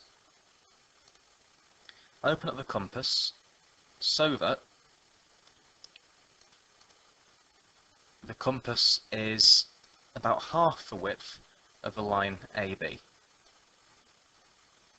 Doesn't matter exactly how wide the compass is when you open it, but about half the width of AB, or maybe slightly over, will be fine. Then what we're going to do is we're going to put the compass needle on B, and then we're going to do a circular bit of arc that cuts the extended line. Then we're going to swap sides and do the same thing on the other side of the line, like this. Now what we're going to do is widen the compass so that it's more than as wide as it is now. Between these 2 points, these circular arcs we've just made, what we want to do is make the compass about 3/4 of that length. So not all the way from here to here, but maybe about 3/4, about that. Now what we do, we put the compass needle on top of where that circular arc cut the line at one end, and do a big sweeping semicircle that goes above and below B. So I'm just going to change the colour of the line now so it makes it clear what steps we've done it in. So a big semicircle above and below B. Now what we do is the same thing at the other side where this curved bit cut the line at the other end. Now we do a similar semicircle above and below B at the other end, so that these two blue curves cross above and below B. What we do after that is we join up a line from B, going through B in fact, so that it crosses through these blue arcs where they cross over each other. So we do a straight line through where these arcs intersect each other. So that's not going straight through them both yet, so I need to move it across like that roughly. Now what we need to do is make sure that the line from B up to C is 9 centimeters. So this is where the ruler comes in. So we get the ruler, get it vertical, and then measure from B 9 centimeters going up, which is what this is very luckily, I may add. And so then from the top 9 centimeters, we do a straight line going from this point here down to A. And we label the top of the triangle C. And that's the question done. So we made a perpendicular angle here at B, so B will be a right angle, A, B, C. And as it says, BC is perpendicular to AB. So as long as you measure the line right, as long as this is 9 centimeters, he's on the perpendicular bisector, and this is an accurate 90-degree angle, and you've joined up all the 3 points, you will have made the triangle accurately. So that's all there is to question 23. Question 24, we're talking about probability for this one. So we've got 20 counters in a bag, 10 are red, 8 are blue, and 2 are yellow. And 3 of these counters are taken out at random. So first of all, I just want to see if we can picture these 20 counters, where 10 are red, 8 are blue, and 2 are yellow. So I've just got them copied out here, all of these counters.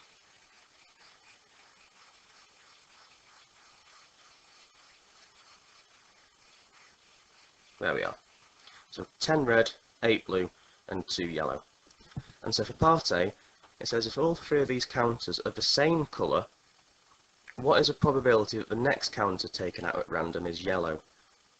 So this question, it's only 1 mark, so don't panic about it too much, but it's saying if all 3 are taken out of the same colour, so how could that be done?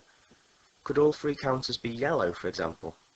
If you think about it, there's only 2 that are yellow, so if 3 counters are taken out and they're all the same colour, they can't be yellow counters. So they're either going to be all blue or all red.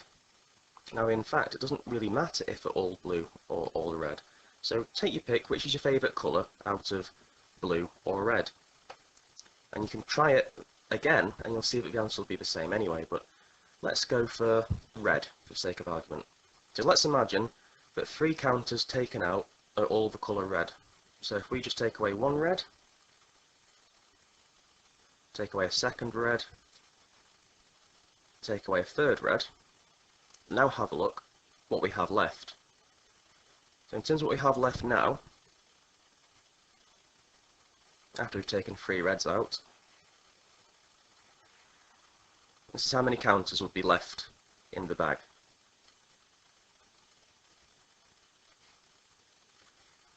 So what's the probability now that the next counter would be a yellow?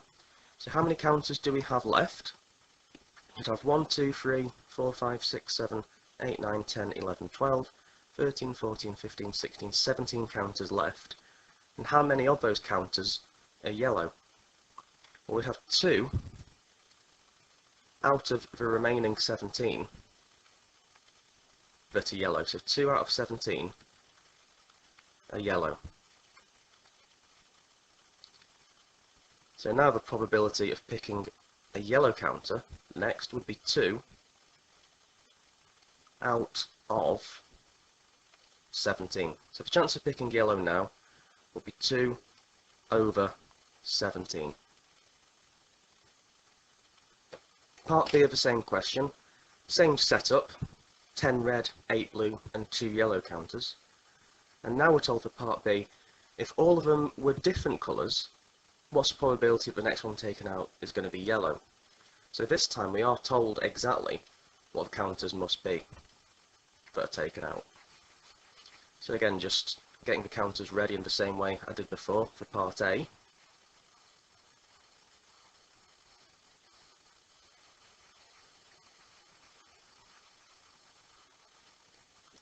It says here, if all 3 counters are different colours that are taken out, we know then that it must be 1 which is red that's taken out, 1 blue's taken, and 1 yellow.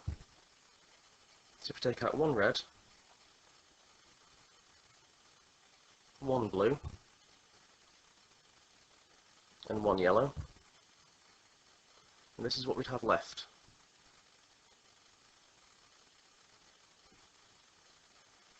So again, if we just have a look at what's left, and then we can make a decision about what the probability of the next one being yellow would be. So these are the counters we've got left. If 3 are taken out, we still have 17 left, like we did for part A, but now there'd only be 1 yellow left. And so in this case, we'd only have 1 out of 17 that are left that's yellow. So now 1 out of 17 counters is yellow. So if 1 out of 17 is yellow, the probability of picking a yellow would therefore be 1 out of 17. So for part B, the chance of picking a yellow counter is 1 over 17. Question 25, we've got 2 different inequalities which we need to work out. So the first one is 2x plus 7 is less than 0. Now, it says here list the integers. So what on earth is an integer? We need to just remember an integer means a whole number that can be negative. So I'll just write that down to remind us that integer means it's a whole number that's allowed to be negative.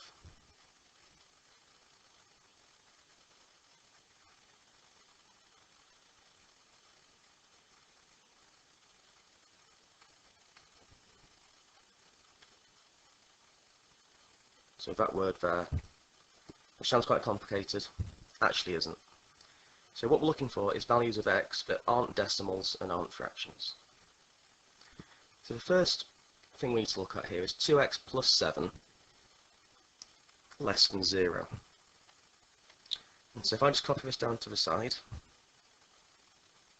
Now if we're solving an inequality, we can think of the inequality symbol as an equals, at least to start off with. As long as we remember at the end it wasn't actually ever an equals sign. So we solve them in the same way as we would equations. And we want to have x on its own. So x equals value, and then it's been solved. At the minute, this plus 7's in the way. So we can take away 7 from each side to get rid of it. Or you can think of it as that 7, this positive 7, swaps side and swaps sign. Opposite of plus 7 is minus 7. And so on the left, we just have 2x on its own. On the right, 0 minus 7 would be minus 7. That 2 is multiplying the x, so if we want to have x on its own, we can get rid of this 2. But remember, because it's multiplying the x, the opposite of multiplying, when it moves across, swaps side and swaps sign, it will change to dividing. Opposite of multiply is divide. And so that tells us that x is minus 7 divided by 2, which is minus 3.5. But just remember now, we were never actually talking in terms of equal signs, we were talking in terms of this symbol here. And so it means that x must be less than minus 3.5. And the second one we've got here is much more straightforward. It means x has got to be bigger than minus 10. Now what we can do is see this on a number line. And so from the first inequality, we know that x must be less than minus 3.5. And so if I just put this on a number line here, minus 3.5 would be between minus 3 and minus 4. And so x has got to be less than this. So x has got to be somewhere down this end.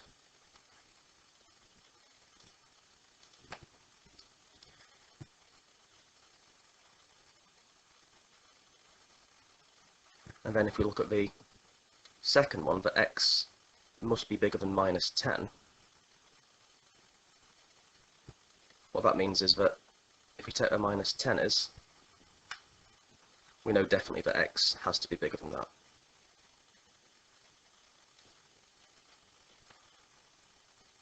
And so we've now got the two limits, the two bounds between which x must be. And so x must be in between minus 10 and this bit here. So the whole number values, the integers which satisfy both inequalities, would be minus 9, minus 8, minus 7, minus 6, minus 5 and minus 4. And that's the answer we've put down for question 25. We list all these values. So the integers that satisfy both the yellow and green inequalities, we do minus 9, going up by 1 each time until we get to minus 4, and then we stop at minus 4 because we've got more. So it's these 6 integers, no more, no less. Question 26, we've got that y is directly proportional to x. Now, what does that mean? There's a simple way of explaining this one. If y is directly proportional to x, all this means is that y equals k multiplied by x, where k is just some number that never changes.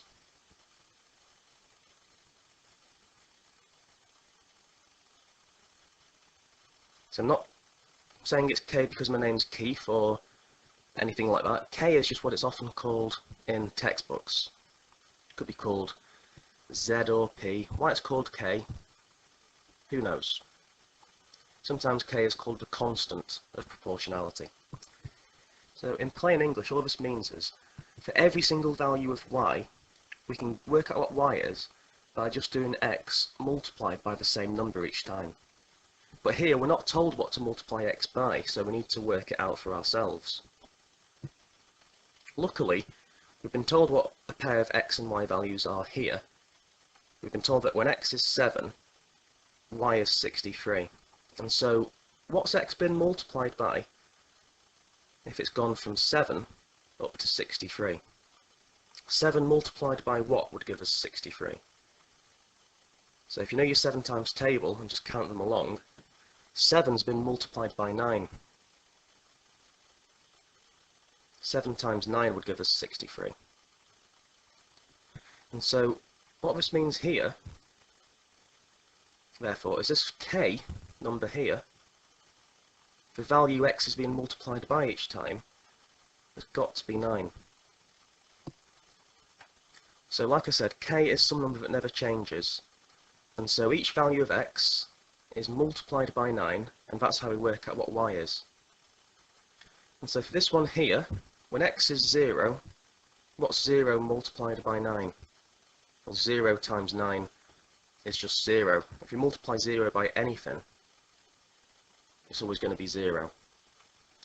And then we do the same with a minus 8. Minus 8 multiplied by 9.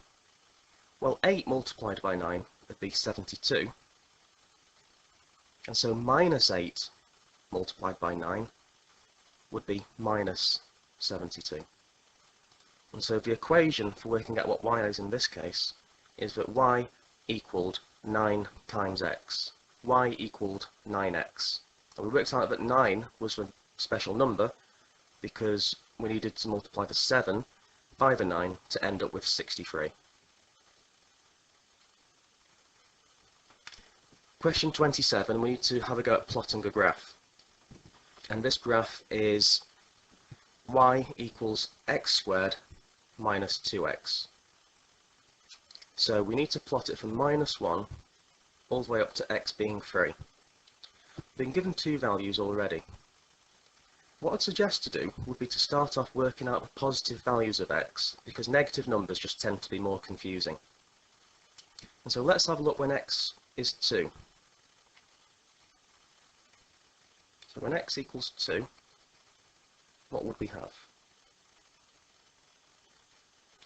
Well, we're told that y is always what x is squared, so y would be 2 squared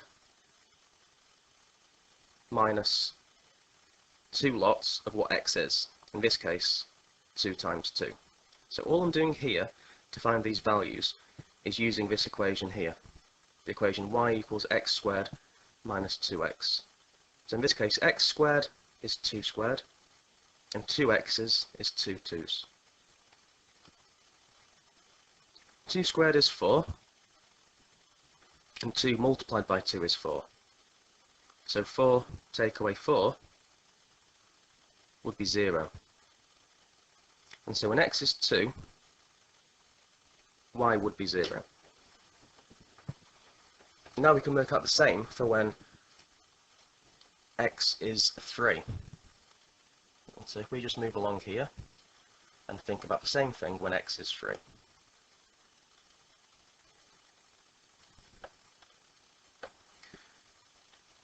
So when x is going to be 3, y would now be 3 squared minus 2 lots of 3.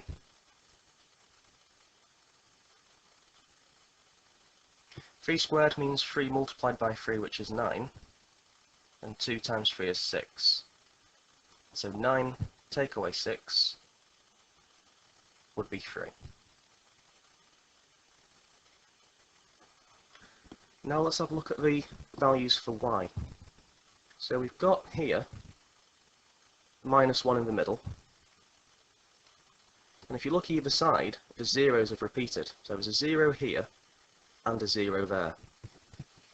This graph isn't going to be a straight line.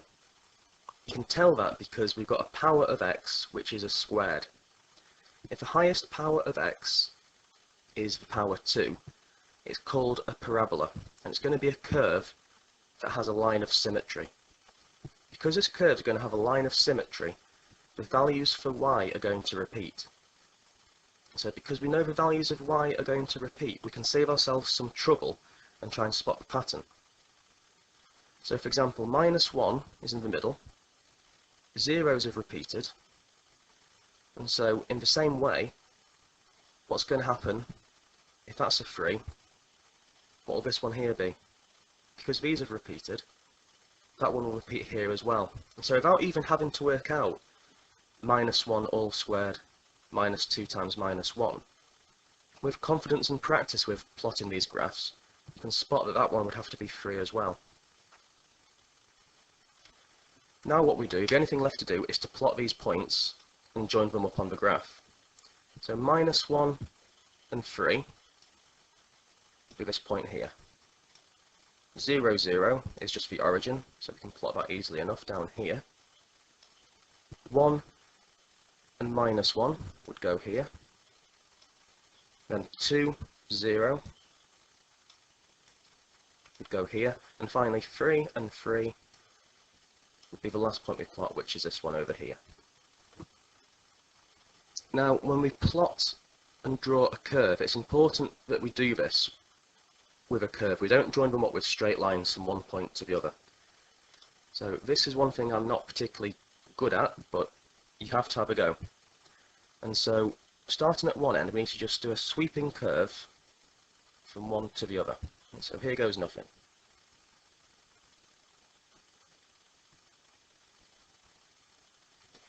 I'll start again. This is why it's always a good idea to be using pencil.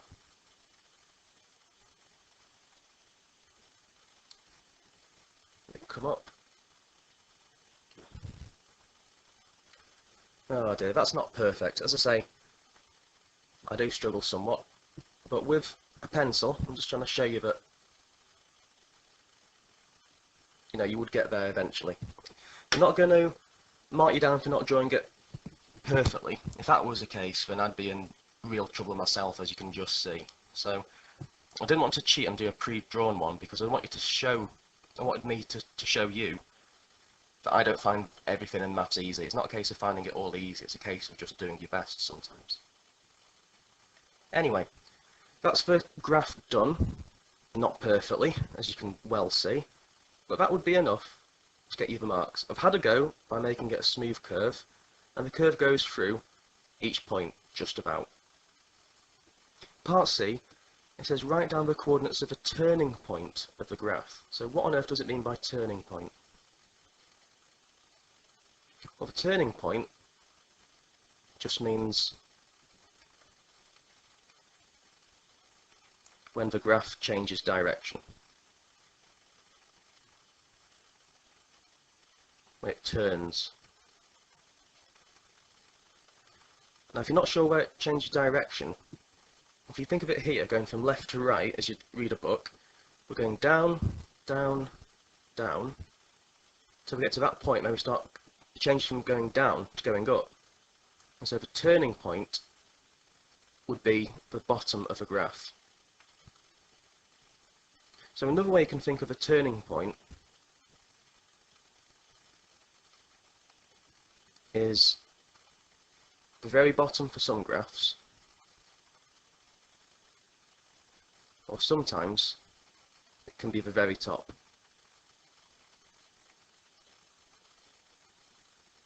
But usually it's the very bottom for the foundation GCSE. So it's where the graph changes direction. So the turning point for this one is right at the bottom, and the coordinates of that one are x is 1, y is -1.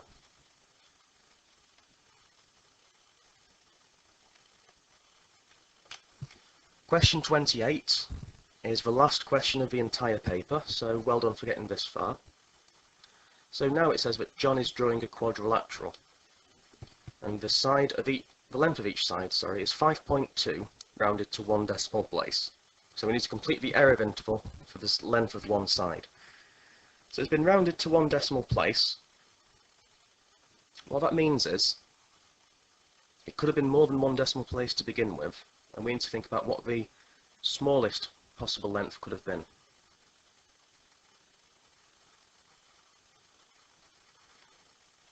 So before it was rounded, the length could have been something like 5.1 followed by an extra number here. So obviously if this were a 7, for example, 7 would make that one round up to 5.2, as would an 8, as would a 9. So what's the smallest number we can have next to this one, so that it would still round up? Well, the smallest number we see that forces us to round up is a 5. 5 is the cutoff. 5 or more, we round up. Anything less than 5, we wouldn't. And so the smallest possible number that could be next to this 1 would be a 5, to force that 1 to round up to a 2, like it's become. So the smallest possible length of the side would be 5.15. Now the largest length limit, if you notice here, by the way, it's saying the length has to be smaller than this one.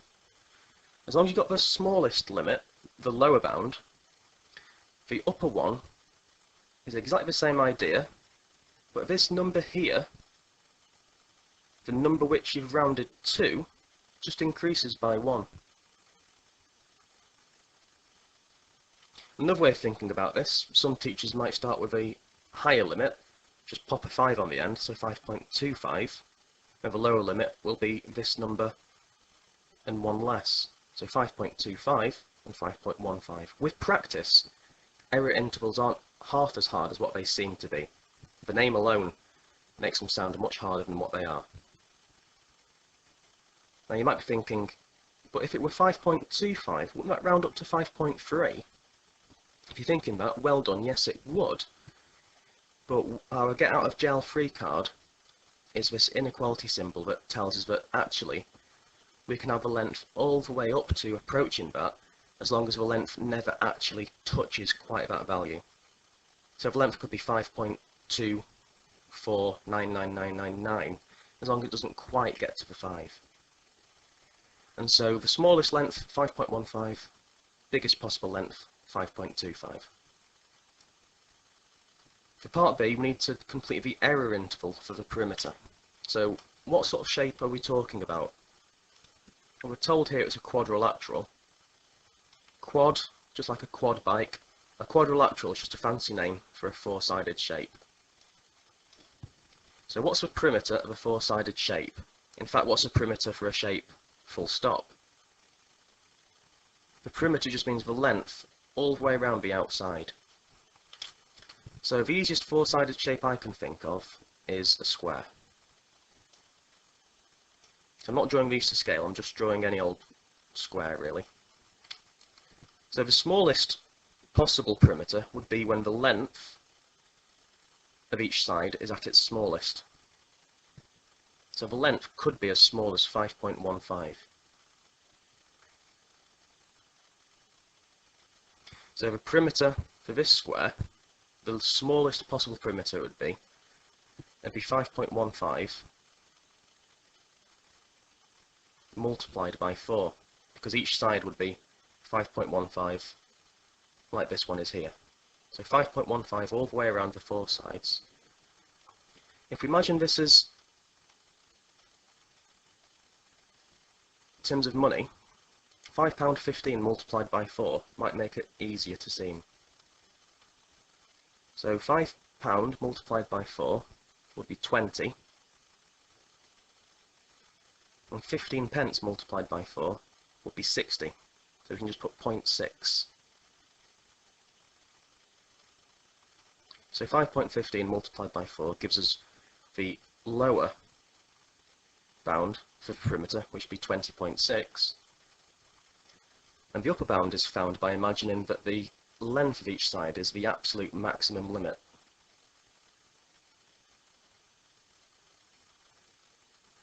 So again, we're saying the perimeter has to be less than this. Not equal to, but definitely less. So don't worry about putting 5.25 there, because this just represents the absolute limit. Not what it can be, but just the limit. In the same way as what we did before, if one side is 5.25 and it's a square, then all four sides would be 5.25 as well. So if we do 5.25 multiplied by 4, in the same way, £5 multiplied by 4 would be 20, and then 25 pence times 4 would be exactly 1. So this would come to 21 centimetres exactly. And so for part B, the lower bound for the perimeter would be 20.6, and the upper bound would be 5.25 multiplied by 4, which is 21. And so we just put these values in to complete the question. And because that's the last question, we've also completed the paper. And so thanks for listening to that. I hope you found at least some of it useful. Any questions you've struggled on, maybe go back, have another look at, then ask your teacher, see if they can help you a bit further. So focus on the bits you've struggled on and congratulate yourselves on the ones you've got right. Anyway, thanks for listening. Remember to subscribe and keep working hard. It will be worth it.